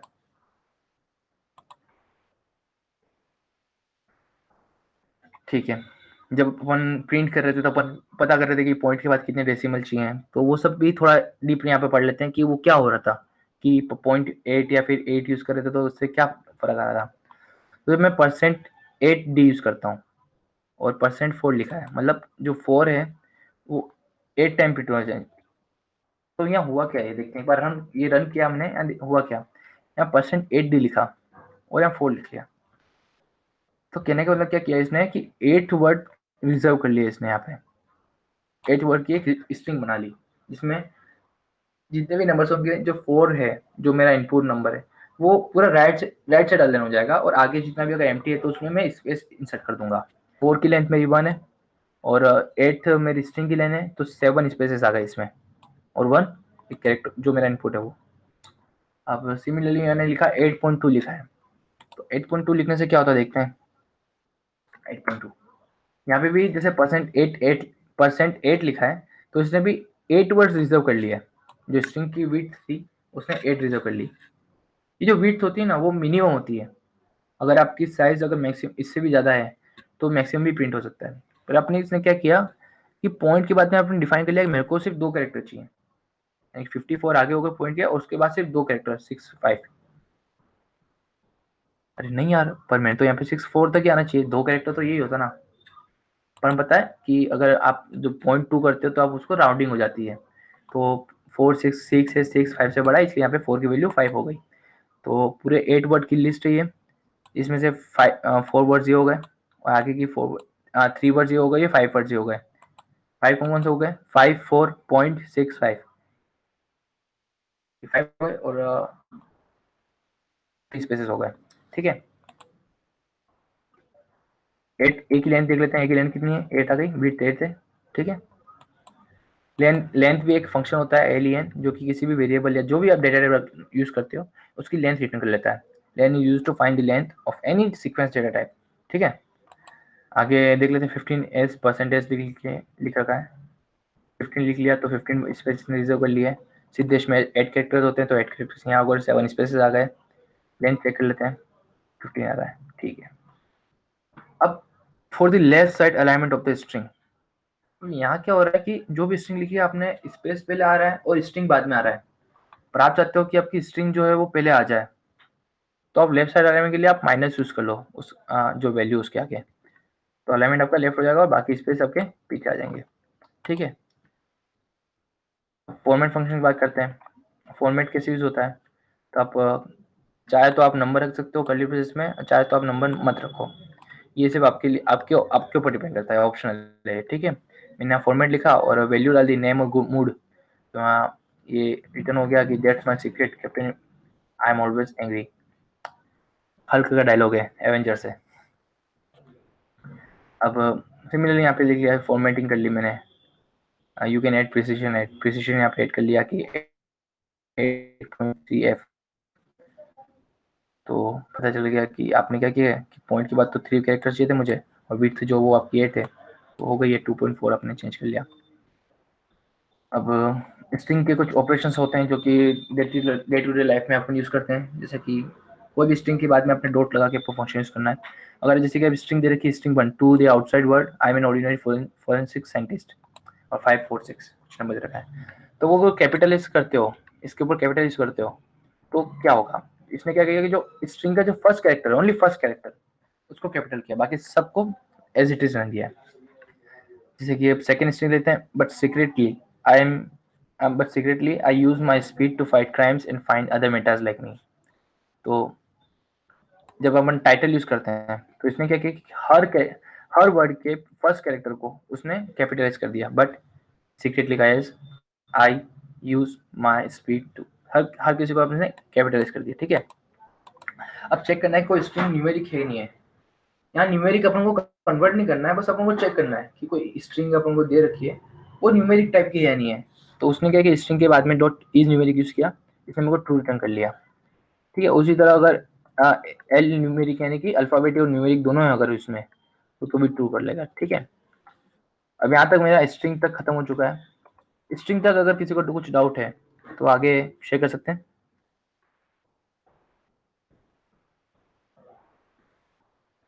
स्ट्रिंग तक किसी को कुछ डाउट है, फॉर्मेटिंग में, टाइप कास्टिंग में, डेटा टाइप। गाइस कुछ डाउट हो तो पूछो, क्योंकि क्लास बहुत लंबी हो जाएगी आज, डेटा टाइप से वैसे भी टॉपिक बहुत बड़ा है, ठीक है। आयुष इज ऑल क्लियर भैया, हमारे पास टाइम बहुत कम है, 4-5 दिन ही है, और पाइथन का लगभग ऑलमोस्ट जितना हो सके उतना कवर करना ही है हमें, है ना। हाँ, ये जुपिटर ब्राउजर पे चलता है, बाकी आपको नेट इंटरनेट कनेक्शन की कोई ज़रूरत नहीं है। आप इंटरनेट कनेक्शन ऑफ होगा तो भी बस आ, ये जो जुपिटर है वो बस उसका एक ब्राउजर का जो कंपाइलर होता है, एचटीएमएल जो कंपाइल जो अपन एचटीएमएल पेज चलते हैं उसका कंपाइलर यूज करता है। हाँ, लोकल होस्ट है ये, ठीक है। आगे स्टार्ट करते हैं। लिस्ट लिस्ट एक ऐसा डेटा टाइप है जो किसी और को तो नहीं, पर मुझे सबसे ज़्यादा यूज आता है, सबसे ज़्यादा यूज आता है। मतलब कभी भी कोई कोडिंग करता हूँ या कम्पिटिटिव प्रोग्रामिंग कभी किसी चीज में भी करता हूँ ना, तो सबसे ज्यादा यूजर में आने वाली चीज है तो मेरी लिस्ट। सबसे ज्यादा फंक्शन इसमें है, मतलब हर चीज यार, कुछ भी करना हो तो मैं लिस्ट बना देता हूँ। मुझे बोला कि यार सबके नेम चाहिए तो मैंने एक लिस्ट बना ली, मैंने बोला कि यार ये डेटा टेम्परेचर का डेटा है तो मैंने एक लिस्ट बना ली और उस लिस्ट में इसको कर लिया। तो इस पर थोड़ा ध्यान रखना क्योंकि आप बहुत ज्यादा यूज आती है लिस्ट। लिस्ट क्या है, अब लिस्ट का फायदा इसलिए क्योंकि लिस्ट किसी भी कितने कैसे भी डेटा टाइप हो सबका कलेक्शन है। अच्छा, स्ट्रिंग डाल दो उसमें, नंबर डाल दो, फ्लोट डाल दो, बुलियन डाल दो, इस सबको एक साथ कलेक्ट कर लेगा। जैसे कि मैंने ऊपर यहाँ पे क्या किया कि मैंने इन सबको फर्स्ट मेरा बीबी है, ये मेरा स्ट्रिंग टाइप का 45 इंटीजर टाइप का है, कैरी मेरा स्ट्रिंग टाइप का, उसी तरह सब कुछ ये डेटा पूरा कलेक्शन हो गया, ठीक है। अगर मुझे कोई पर्टिकुलर इस लिस्ट में से कोई एलिमेंट अगर एक्सेस करना है तो कैसे एक्सेस करें। जैसे कि मुझे एक्सेस करना है कि जो 62.22 है, यानी कि 0 1 2 3, जो फोर्थ नंबर का थर्ड नंबर का इंडेक्स नंबर थर्ड और फोर्थ एलिमेंट अगर मुझे एक्सेस करना है, तो सेम इंडेक्सिंग वाला कॉन्सेप्ट इसमें भी है कि आप लिस्ट के अंदर इंडेक्स नंबर पास कर दो तो वो आपको बता देगा कि आपके इंडेक्स में क्या है। अच्छा, एक चीज मैं इंसर्ट और कुछ एडिशनल बताना चाहता हूँ कि आप अगर टाइप चेक करते हो, टाइप ऑफ लिस्ट 3, अगर 3 का टाइप चेक करते हैं तो क्या आता है देखते हैं। ये फ्लॉट दिया, इसने मतलब कोई टाइप कास्टिंग नहीं की है, जैसा था डेटा उसी टाइम में उसको उसने अपेंड कर दिया, लिस्ट के अंदर ऐड कर दिया, तो कोई अलग से टाइप कास्टिंग नहीं है, इसलिए मुझे बहुत बढ़िया लगता है कि जैसा मैंने दिया वैसा ही मेरा डेटा हुआ है, ठीक है। अब मैं चाहता हूँ कि सेम स्ट्रिंग की तरह अगर मैं कुछ इंडेक्स नंबर 5 से सारे डेटा मेरे को चाहिए तो मैं यहाँ पे 5 कॉलम लिख लूंगा, सारी स्लाइसिंग हो जाएगी, ठीक है। 11 TVF 52.3 AIB ट्रू, ठीक है। ये सारे चैनल को मैं तो ऑलमोस्ट फॉलो करता हूँ और डेली हर किसी की वीडियोस देखता ही हूँ। आई डोंट नो कि आप देखते हो नहीं देखते हो। अच्छा, एक चीज और कि इसमें इंडेक्स मेरे सिर्फ कितने वैल्यूज हैं, 1 2 3 4 5 6 7 8 9 10 10 वैल्यूज ही है, यानी कि इंडेक्सिंग ऑलमोस्ट मैक्सिमम इंडेक्सिंग में कहाँ तक कर सकता हूँ, 9 तक, 0 से लेकर 9 तक 10 नंबर्स। तो अगर ऐसा कोई इंडेक्स यूज करता हूँ जो कि इसमें एग्जिस्ट ही नहीं करता है, तो मुझे क्या क्या मतलब आउटपुट मिलेगा। तो मैंने लिस्ट 10 जब मैंने एक्सेस करने की कोशिश की तो मुझे इसने इंडेक्स एरर दिया। फिर से इस एरर के ऊपर ध्यान रखना, जब भी अपन एरर चेक कर रहे होते हैं, एरर को समझते हैं, तो एरर को हमेशा ध्यान रखना कि एरर किस टाइप की आई है। उस एरर से आपको आइडिया मिल जाता है कि आपने गलती कहाँ की है। बड़े बड़े कोड लिखते हैं, कॉम्प्लेक्स कोड प्रोग्रामिंग करते हैं, तो पता नहीं चल पाता है कि हमारी गलती कहाँ थी। आइडिया में किसी लॉजिक में गलती है, किसी वेरिएबल के टाइप में गलती है। तो गलती यहाँ थी कि आपका इंडेक्स आउट ऑफ बाउंड आ रहा है, यानी कि इंडेक्स उस रेंज में नहीं है। अब क्या करते हैं कि लिस्ट को डिलीट करनी है, मेरे को भाई लिस्ट बना ली, अब मेरे को लिस्ट का कुछ काम नहीं है, डिलीट कर दो। मैं क्योंकि बड़े बड़े प्रोजेक्ट्स होते हैं या सॉफ्टवेयर बनते हैं पाइथन में, जो भी आप एप्लीकेशन बनाते हो, तो आप क्या चाहते हो कि वो जो एप्लीकेशन है वो मेरी ज़्यादा रैम या ज़्यादा मेमोरी यूज़ ना करे, है ना। हर कोई चाहता है कि भाई क्रोम यूज़ मत करो, फायरफॉक्स यूज़ करो, या फिर क्योंकि किसी के लैपटॉप में स्पेस कम होती है, किसी मोबाइल में, तो हर कोई चाहता है कि जो मेरे पास वेरिएबल काम का नहीं है, जो मैंने मेमोरी ऑक्युपाई कर रखी है, उसको मैं फ्री कर दूँ, इसलिए मेरा लैपटॉप जो भी एप्लीकेशन है सॉफ्टवेयर वो चले। तो मैंने अगर लिस्ट को डिलीट करना है तो मैंने डेल और स्पेस करके लिस्ट लिख लिया, और बाद में फिर लिस्ट को प्रिंट करने की कोशिश की, तो इसने मेरे को एरर दे दी। क्या दे दी, नेम एरर। इस एरर का मतलब होता है कि आपने जो वेरिएबल का नेम दिया वो एग्जिस्ट ही नहीं करता है, ठीक है। अब बाकी मैं लिस्ट को थोड़ा आगे लंबा नहीं खींचना चाहूंगा। बाकी जो भी आपने स्ट्रिंग के जितने भी फंक्शंस देखे थे, जैसे कॉन्केटिनेशन, मल्टीप्लिकेशन, ये सारे ही लिस्ट पे भी काम करते हैं, ठीक है। उसी तरह लिस्ट के पर्टिकुलर एलिमेंट पे काम करेंगे, जैसे कि स्ट्रिंग के पर्टिकुलर एलिमेंट क्या थे, उसके क्या, लिस्ट के पर्टिकुलर एलिमेंट उसके जो भी ये जो आपने वैल्यू देखी, जैसे कि बीबी 45 कैरी वगैरह। अब बात करते हैं कुछ बिल्ड इन फंक्शंस क्या क्या है इसमें, क्या क्या फंक्शन, जैसे कि लिस्ट में भी कुछ फंक्शंस थे, कैपिटल, टाइटल, अपर, लोअर। तो अपन इधर भी इनके फंक्शन देखते हैं। जैसे कि मैंने लिस्ट ले ली, कुछ नंबर्स की लिस्ट है, 4 1 4 52 -1। तो इसमें से अगर मेरे को मैक्सिमम फाइंड करना है, मैक्सिमम उस लिस्ट का, तो मुझे कुछ नहीं करना। मैक्स एक फंक्शन है जिसमें आप एल को पास कर दो, तो आपको 52 या जो भी मैक्सिमम वैल्यू रिटर्न कर लेगा। तो पाइथन इजी इसलिए मस्त लगती है मुझे। आपको कोई कोड नहीं लिखना, कोई मतलब लूपिंग है, कुछ एलिमेंट को चेक करने की जरूरत नहीं है। फंक्शन में डायरेक्ट वैल्यू डाली, आउटपुट मिल गया। मिनिमम चेक करने के लिए मिनिमम यूज कर लो, लेंथ चेक करने के लिए लेंथ यूज कर लो, ठीक है। अभी आप जो मेरी एग्जिस्टिंग लिस्ट थी, एक बार मैं उसको प्रिंट करके देख लेता हूँ। एल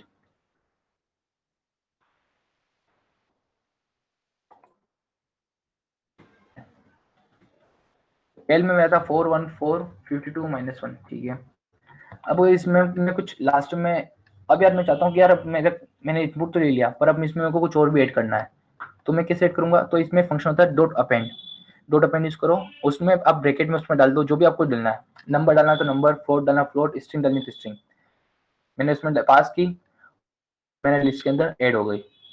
-1 के बाद में वेरिएबल आ गया, ठीक है। वेरिएबल फ्लैश है, जो फ्लैश लिखता है उसको पता होगा। तो अच्छा, अब अगर चाहना है कि यार लिस्ट में ऐड हो गया, पर अब लिस्ट में से कोई एलिमेंट निकालना है, मेरे को निकालना है कि 4 निकालना है, तो कैसे करें। तो 4 डॉट एल डॉट रिमूव 4 कर दिया मैंने, और इसको प्रिंट करके देख लिया, अरे 4 तो रिमूव हुआ ही नहीं। अच्छा अच्छा, हो गया, समझे मतलब। इसने जो फर्स्ट अपीयरेंस है 4 का वही रिमूव किया, ये सारे एलिमेंट्स को रिमूव नहीं करेगा। अगर आपने 4 रिमूव करने को अगर इसको कमांड दिए, तो सारे 4 को रिमूव नहीं करेगा।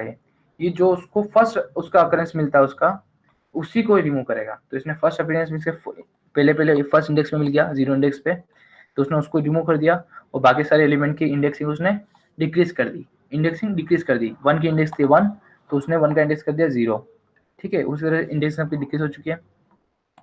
अब ऐसा कोई एलिमेंट जो कि उसमें एग्जिस्ट ही ना करता हो, तो क्या करें।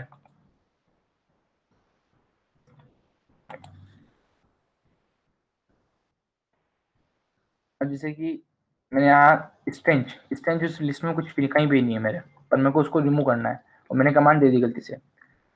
मुझे इसने एरर दी, वैल्यू एरर, कि यार लिस्ट में तेरी कोई वैल्यू ही नहीं है स्ट्रेंज नाम की, जो तू उसको रिमूव करना चाहता है। तो उसने मुझे बता दिया एक्स नॉट इन लिस्ट। बस एक लाइन से ही मेरे को सीधे पता चल गया मुझे क्या गलती थी मेरी। एरर की इस लाइन को समझना मुझे। यहाँ इसने मेरे को बता दिया कि यार तेरी जो ये वाला कोड है, ये जो तूने लाइन लिखी है कोड की, उसमें तेने कहीं ना कहीं गलती की है। बाकी तेरा ऊपर तक सब कुछ सही चल रहा है। तो इंटरप्रेटर का काम यही होता है, लाइन बाय लाइन उसको रन करता है, और जिस लाइन में एरर आ गई बस वहां पे कोड तेरा अपना कोड रुक जाता है। भाई सेकंड लाइन में एरर आई तो सेकंड लाइन में रुक जाएगा, उसके बाद नीचे कहीं भी वर्क नहीं करेगा। अब जैसे कि लास्ट एलिमेंट निकालना है आपको, तो लास्ट एलिमेंट निकाल लिया। लास्ट एलिमेंट क्या था आपका? वेरिएबल।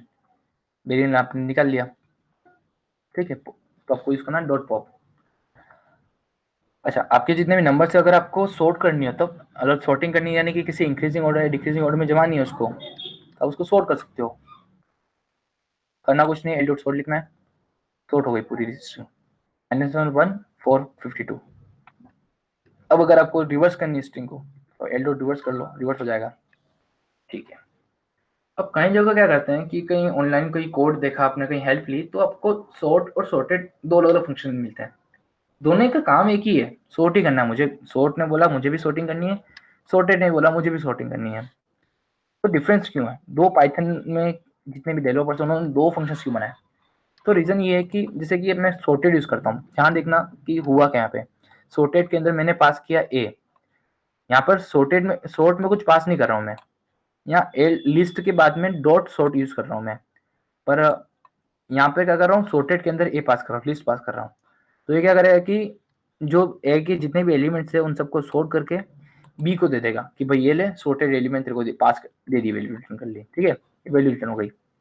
और जब मैं ए को रन करके देखूंगा तो ए में कुछ चेंज ही नहीं हुआ। सॉर्टेड फंक्शन तब यूज करेगा कोई कोडर या कोई प्रोग्रामर जब उसको एग्जिस्टिंग लिस्ट को सॉर्ट नहीं करना है, पर उसकी सॉर्टेड लिस्ट को कहीं और किसी और में अपाइंट यूज करके किसी और में असाइन करके यूज कर सकता है। तो मैं चाहता हूँ कि यार मेरी सॉर्टिंग करके चेक कुछ सॉर्टिंग करके कुछ डेटा चाहिए, पर मेरा जो एग्जिस्टिंग डेटा है वो कहीं लॉस नहीं होना चाहिए, तो मैं सॉर्टेड को यूज करूंगा। उसी जगह मैं सॉर्ट को यूज करता हूँ, तो जैसे कि B equal to A dot sort, और बी को जब प्रिंट किया तो कुछ भी नहीं, कोई आउटपुट नहीं आया। क्यों? क्योंकि कुछ रिटर्न करता ही नहीं है ए डॉट सॉर्ट फंक्शन। ए डॉट सॉर्ट फंक्शन कुछ भी रिटर्न नहीं करता है।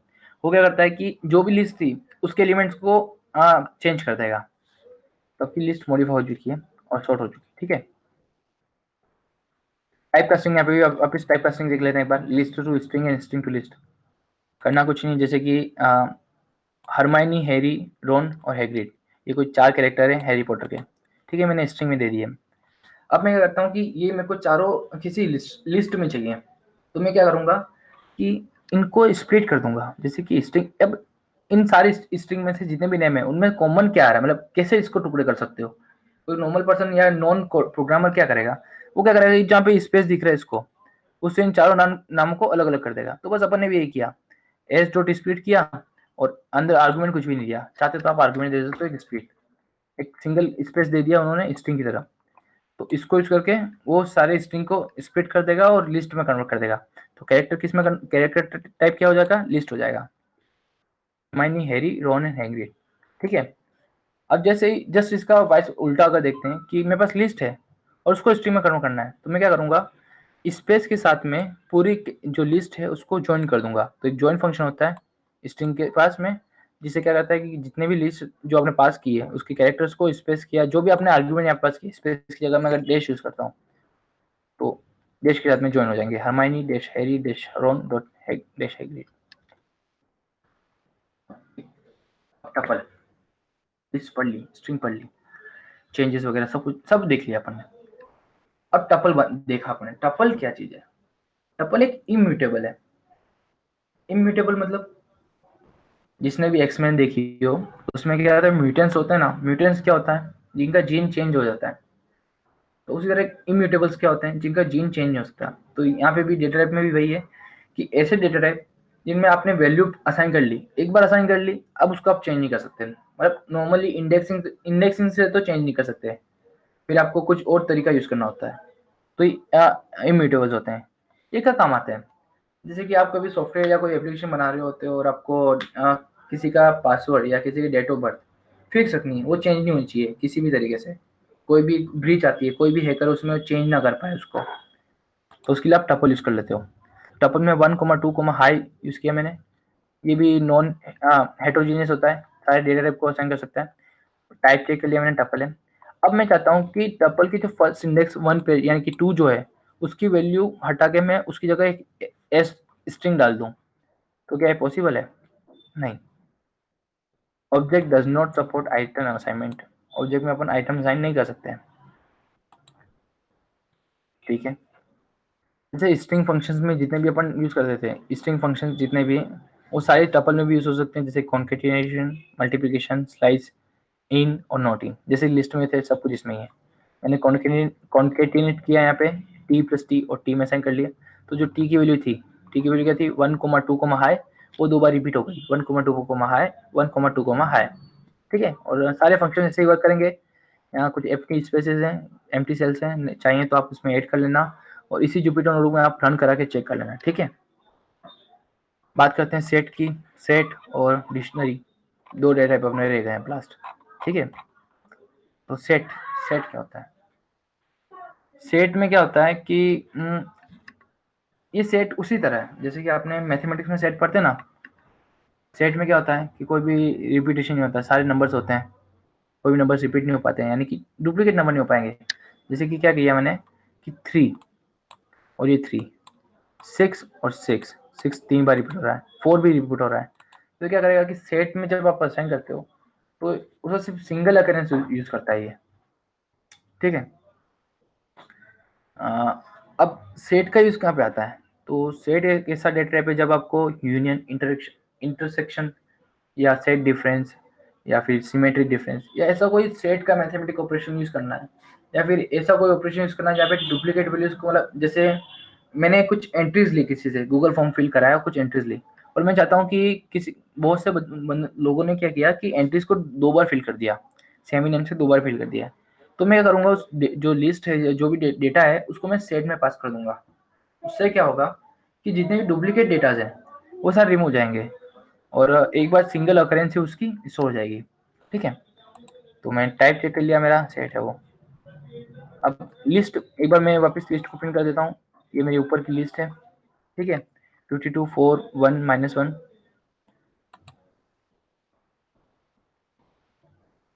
ये लिस्ट में मैंने कुछ और एलिमेंट अपेंड कर दिए हैं। 52 4 1 -1 -1 4, ये बस मेरे को समझाने के लिए कि वो डुप्लीकेट कैसे रिमूव करता है। तो यही टाइप कास्टिंग कर ली मैंने। सेट के अंदर मैंने सेट फंक्शन में एल पास कर दिया तो वो चेंज हो जाएगा, सेट में कंट्रोल हो जाएगा। और जितना भी जैसे -1 2 बार था तो इसने सिर्फ -1 एक बार लिखा है, इसमें 4 2 बार था तो 4 को एक बार लिखा है। इधर एक पॉइंट रिमेंबर, ध्यान रखना है कि इसमें इंडेक्सिंग मैटर नहीं करती है सेट में।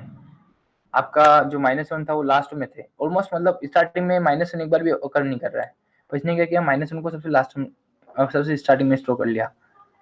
यानी कि जिसे अगर अपन इसको चेक करते हैं, देखते हैं, थोड़ा एनालिस करते हैं इन दोनों आउटपुट को, तो पता चलता है कि इसने क्या किया कि सेट बनाने के बाद में सॉर्टिंग कर दी इसकी। तो -1 फिर 1 4 और 52, ठीक है। इंडेक्सिंग इसमें काम नहीं करती है। अगर मैं S1 और 0 यूज कर दूंगा तो कभी 0 नहीं आ पाएगा, क्योंकि इसमें मेरे पास जो इंडेक्सिंग है वो सपोर्टेबल नहीं है, ठीक है। कॉन्केटिनेट भी नहीं हो पाता इसमें, क्योंकि अगर इंडेक्सिंग नहीं हो पाएगी तो कॉन्केटिनेट नहीं कर पाऊंगा मैं। इसके जो फंक्शन है वो 3 मेन फंक्शन ये है। एस डॉट यूनियन, यानी कि अगर कोई एस एक स्ट्रिंग है और S1 कोई स्ट्रिंग है दूसरी है, मेरी एस स्ट्रिंग क्या गई, ये मेरी एस स्ट्रिंग है 3 4 एंड 6, और मेरी जो S1 स्ट्रिंग है वो मेरी है -1 1 4 एंड 52। जब मैं दोनों का यूनियन करता हूँ तो क्या होता है कि जो कॉमन वर्ड्स हैं वो सिर्फ एक बार ही आएंगे, और जो नॉन कॉमन वर्ड्स हैं वो तो आएंगे ही आएंगे, पर जो नॉन कॉमन वर्ड्स हैं उनका भी एक अपीयरेंस होगा, ठीक है। तो एस डॉट यूनियन हो गया। अगर मैं एस डॉट इंटरसेक्शन करता हूँ तो जो दोनों में कॉमन वर्ड था वही आएगा एक बार। तो दोनों स्ट्रिंग में सिर्फ 4 मेरा कॉमन था तो 4 आ चुका है। डिफरेंस की बात करते हैं तो डिफरेंस क्या होता है, जब आप सेट डिफरेंस की बात करते हो तो क्या होता है कि अगर आप a माइनस बी लिखते हो तो क्या होता है कि a के सारे एलिमेंट, ऐसे एलिमेंट जो कि b में ना हो, ए के सारे एलिमेंट आएंगे बस एक्सेप्ट बी के एलिमेंट ना हो। जब अपन वेन डायग्राम देखते हैं ना तो क्या होता है कि जो सर्कल बनता है उसमें वो पार्ट जो कि बी के साथ कवर ना कर रहा हो, ए माइनस ए इंटरसेक्शन बी, जिसको अपन ऐसा भी समझ सकते हैं, ए माइनस ए इंटरसेक्शन बी, ठीक है।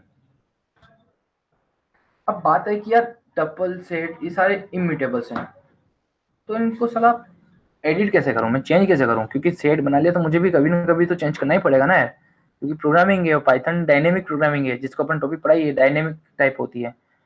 तो कभी भी रन टाइम पे चेंज करना पड़ सकता है अपन को, तो कैसे करें?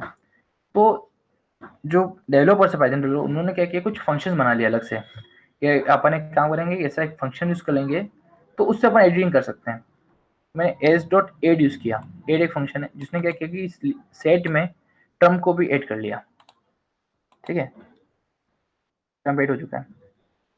अब एक मैंने लिस्ट ली, डोनर और बाराक, ये दो को स्ट्रिंग है, और मैंने इस स्ट्रिंग को क्या कर दिया, इस लिस्ट को मैंने एस डॉट अपडेट इसमें अपडेट कर दी। पहले क्या किया, मैंने सिर्फ एक स्ट्रिंग यानी कि एक सिंगल एलिमेंट ऐड किया, तो मैंने फंक्शन यूज किया ऐड। फिर मैंने यूज किया कि एक लिस्ट को ही अगर अपेंड करना पूरी लिस्ट को, तो मैं ऐड के अंदर पास नहीं कर सकता, फिर मैं अपडेट फंक्शन यूज करूंगा और उसके अंदर लिस्ट पास कर दूंगा, तो पूरा अपडेट हो चुका वो। ठीक है, अगर कोई रिमूव करना है तो एस डॉट रिमूव करो, और आप थ्री रिमूव, जैसे थ्री रिमूव करना, थ्री रिमूव हो गया। एस डॉट क्लियर करने पे सेट पूरा एम्प्टी हो जाएगा, खाली हो जाएगा पूरा। ठीक है, ट्रंकेट जिसको अपन कहते हैं, ट्रंकेटेशन करते हैं। लास्ट बेसिक डेटा टाइप है डिक्शनरी। ठीक है, ये कोई ऑर्डर सीक्वेंस नहीं है, ये की वैल्यू पेयर होता है। की वैल्यू पेयर, इसको अपन कैसे एग्जांपल समझ सकते हैं, जैसे कि किसी को पॉइंट करना है, मतलब हर एक वैल्यू होती है उसको दो वैल्यूज होती है इसमें हमेशा, डिक्शनरी में दो टाइप की डेटा टाइप होते हैं। ठीक है, एक होता है की, जिसे की से मतलब एक की और एक वैल्यू, मतलब दो दो टर्म होती है डिक्शनरी में, अब दो तरह से पेयर बनता है हमेशा। तो सैलरी में एक डिक्शनरी बनाना चाह रहा हूँ, तो इसको रिप्रेजेंट करूंगा मैं कर्ली ब्रेसेस से, जैसे सेट को भी कर्ली ब्रेसेस से करते हैं, इसको भी कर्ली ब्रेसेस से करते हैं, पर इसमें की और वैल्यू दो चीज आती हैं। की और वैल्यू दोनों सेपरेट होते हैं, सिंगल कॉलन से सेपरेट हो जाते हैं। सिद्धेश कॉलन 59K, ये मैं सैलरी का डिक्शनरी बनाई है। Rohit colon 45K, Mir colon 38K, ये बना ली मैंने, शो करा। ठीक है, और फायदा क्या है मेरा कि मैं डिक्शनरी बनाऊं, डिक्शनरी बनाने से क्या फायदा है मेरा, तो जैसे कि आप लिस्ट वगैरह, लिस्ट या टपल या कुछ दूसरा डेटा टाइप यूज करते हो, तो उसमें क्या होता है कि अगर आपको किसी एलिमेंट को एक्सेस करना है, किसी की वैल्यू चाहिए, तो आप इंडेक्स का यूज करते हो, index number 0, index number 1 2 3 4 and so on. But आप डिक्शनरी में अगर आपको किसी की वैल्यू चाहिए, तो आप अपने हाथ से किसी की इंडेक्सिंग डिफाइन कर सकते हो। जैसे आपने डिफाइन कर लिया index Rohit, salary of Rohit पता करनी है मुझे, यहाँ पे 0 1 2 3 नहीं किया मैंने सीधा वो की डाल दी रोहित, तो इसने मुझे उसकी वैल्यू दे दी 45K। ठीक है, अब the key should not be an immutable object, a number, string or tuple can be used as a key. A dictionary with a list as a key is not valid as a list is mutable. कहने का सारांश यही था कि आप dictionary में की को लिस्ट यूज नहीं कर सकते हैं। क्यों? क्योंकि लिस्ट कभी भी चेंज हो सकती है, म्यूटेबल है, तो वो उसको स्टोर करना प्रॉब्लमेटिक है डिक्शनरी के लिए। तो अपन इम्यूटेबल चीज़ों को यूज़ करते हैं जो कि इजीली चेंज नहीं हो पाती है, इंडेक्स और असाइनिंग वगैरह नहीं हो पाती इसमें। तो कोई नंबर यूज़ कर सकते हैं, कोई टपल यूज़ कर सकते हैं, और कोई सेट भी यूज़ कर सकते हैं, क्योंकि टपल और सेट इम्यूटेबल है। तो जैसे कि अगर मैंने यहाँ पे कार में बेंज और मारुति, ये एक लिस्ट है, इसको मैंने की बनाने की कोशिश की तो मुझे एरर दे दी, अनस्टेबल टाइप लिस्ट, लिस्ट की नहीं बन सकती। ठीक है, डिक्शनरी को एक्सेस कैसे करते हैं, बस आपको की वैल्यू की रखना है यहाँ पे, वो वैल्यू रिटर्न कर देगा। ठीक है, पर यार मैंने की रख ली, पर अगर वो की एग्जिस्ट नहीं करती है तो क्या होगा, एरर दे देगा वो तो। और मेरा अगर मैंने कोड चला रहा हूँ और अगर वो की एग्जिस्ट नहीं करती है और एरर दे दिया, तो मेरा कोड तो वहीं खत्म हो जाएगा, ब्रेक कर जाएगा। तो मैं क्या करूँ कि यार मेरी की एग्जिस्ट नहीं कर रही, फिर भी मेरे पास कोड मेरा बनना हो, तो अपन इसके लिए डिक्शनरी के पास एक फंक्शन होता है डॉट गेट। ये क्या करता है कि इसमें दो आर्ग्यूमेंट, इसमें आर्ग्यूमेंट, जैसे आर्ग्यूमेंट समझ लेते हैं। सबसे पहले आर्ग्यूमेंट दिया की, जो आपकी की है। ठीक है, और दूसरा आर्ग्यूमेंट नॉट प्रेजेंट। ये आर्ग्यूमेंट ऑप्शनल होता है, ये करता है कि अगर आपकी रोहित इज ए की अवेलेबल नहीं है, तो वो आपको रिटर्न कर देगा नॉट प्रेजेंट। चेक करते हैं, रोहित तो अवेलेबल था, इसने 45K रिटर्न कर दिया, पर मोहित मोहित अवेलेबल नहीं है आपकी लिस्ट में, मोहित अवेलेबल नहीं है, सिद्धेश रोहित और मिहिर ही है, तो मोहित के लिए ये नॉट प्रेजेंट रिटर्न करेगा, सेकेंड वाला आर्ग्यूमेंट। ये आर्ग्यूमेंट बिल्कुल ही ऑप्शनल है, अगर मैं इसको नॉट प्रेजेंट पूरा हटा देता हूँ तो ये कुछ भी रिटर्न नहीं करेगा, क्योंकि कुछ दे नहीं रखा मैंने। ठीक है, अपडेटिंग डिक्शनरी, डिक्शनरी को अपडेट कैसे करना है, आप चाहते हो तो डिक्शनरी को आप बस लिखना, कुछ आपको सैलरी डिक्शनरी का नाम लिखना है स्क्वायर ब्रैकेट में, की लिख लेनी है, जो भी आपकी की होगी, और उसकी वैल्यू असाइन कर देनी है उसको। ऐसे डिक्शनरी अपडेट हो जाएगी। और लास्ट में मोहित 45 की आ चुका है। ठीक है, कीज और वैल्यूज। अब बात आती है कि अगर आपको किसी ने कहा या किसी फंक्शन में आपको जरूरत पड़ी कि सारी कीज निकाल लो, तो क्या करेंगे? डिक्शनरी डॉट कीज फंक्शन को कॉल करेंगे, वो सारी कीज को रिटर्न कर देगा। डिक्शनरी डॉट वैल्यूज सारी वैल्यूज रिटर्न कर देगा। और डिक्शनरी डॉट आइटम्स, तो की वैल्यू टपल है वो पूरा रिटर्न कर देगा। ये की वैल्यू पेयर एक टपल है, ये रखना। इसका जो पर्टिकुलर की वैल्यू जो पेयर है उसका फर्स्ट एलिमेंट टपल टाइप है। चेक कर लेते हैं। किसी में असाइन कर लेता हूँ मैं, age equals to salary dot item.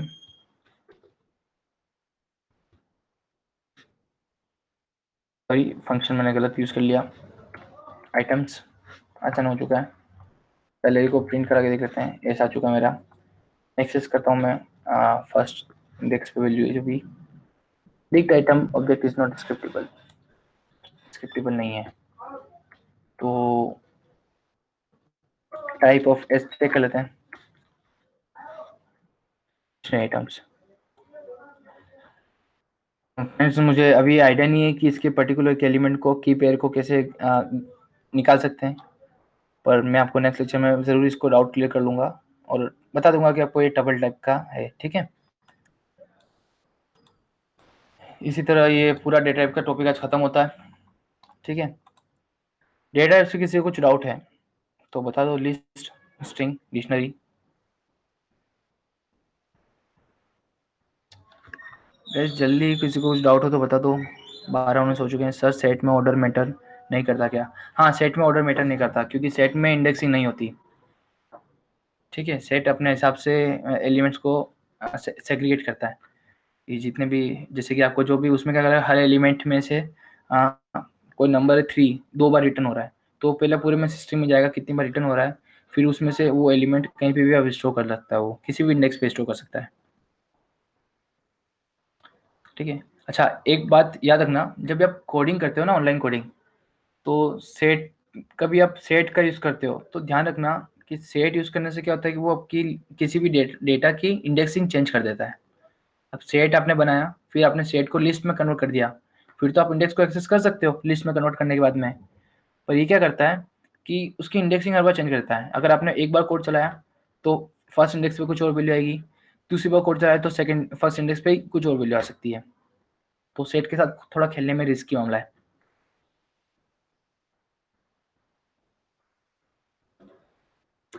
किसी को कुछ और डाउट है तो फिर, अगर नहीं है तो फिर मैं आगे कुछ स्टार्ट करूँ, क्योंकि अभी तो सिर्फ 12-19 हुई है।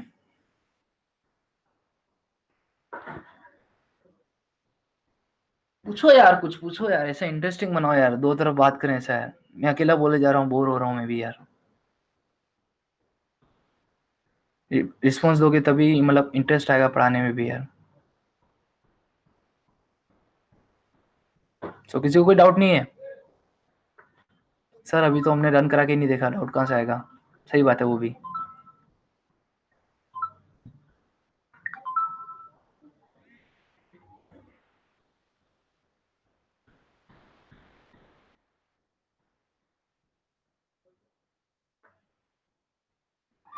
ठीक है, तो एक लास्ट चीज रह गई है। सर लेमड़ा हो गया थोड़ा। ठीक है, बस 5 मिनट मुझे दे दो, आपको मैं जुपिटर नोटबुक आपको जो प्रोवाइड करूंगा वो आप अपनी जुपिटर नोटबुक पे कैसे रन कर सकते हो उसके लिए। ठीक है, 5 मिनट आप मुझे दे दो, जुपिटर नोटबुक को अपलोड करना कराना सिखा लेता हूँ मैं। अब जैसे कि ये मेरा होम पेज आ गया, जो आप जुपिटर नोटबुक आपको मिलेगी वो आप डाउनलोड कर लेना। मैंने यहाँ पे जुपिटर नोटबुक अपनी डाउनलोड करके रखी है इनपुट फाइल की। अब मुझे अपलोड कैसे करनी है बस ये देख लेते हैं अपन। यहाँ पे अपलोड का ऑप्शन है, क्लिक करें। यहाँ पे डेस्कटॉप पे गए और जो भी आपकी फाइल थी इनपुट आउटपुट ओपन कर लें। ये अभी ओपन हो चुकी है, लिंक क्रिएट हो चुकी है उसकी। यहाँ पे अपलोड पे क्लिक करें, ओवरराइट, इमेज अपलोड हो चुकी है। इसमें कोई इंटरनेट नहीं यूज़ हो रहा है, ये सिर्फ आपके कंप्यूटर प्रोसेस पे ही हो रहा है। ये यहाँ पे मेरे आ चुकी है इनपुट आउटपुट आईपाइथन फाइल। ठीक है, इस तरह से आपकी फाइल अपलोड हो जाएगी। ट्राई करना आराम से, पूरा दिन पड़ा हुआ आपके पास में कल तक क्लास तक। ठीक है guys, thank you for watching this video, for attending this lecture. अगर कुछ डाउट हो तो आप स्लैक पर ज़रूर पूछना, ठीक है? और किसी को कुछ डाउट हो तो वो रुक सकता है, बाकी इसको लीव कर सकते हैं। हो गया अपनी तरफ से भाई।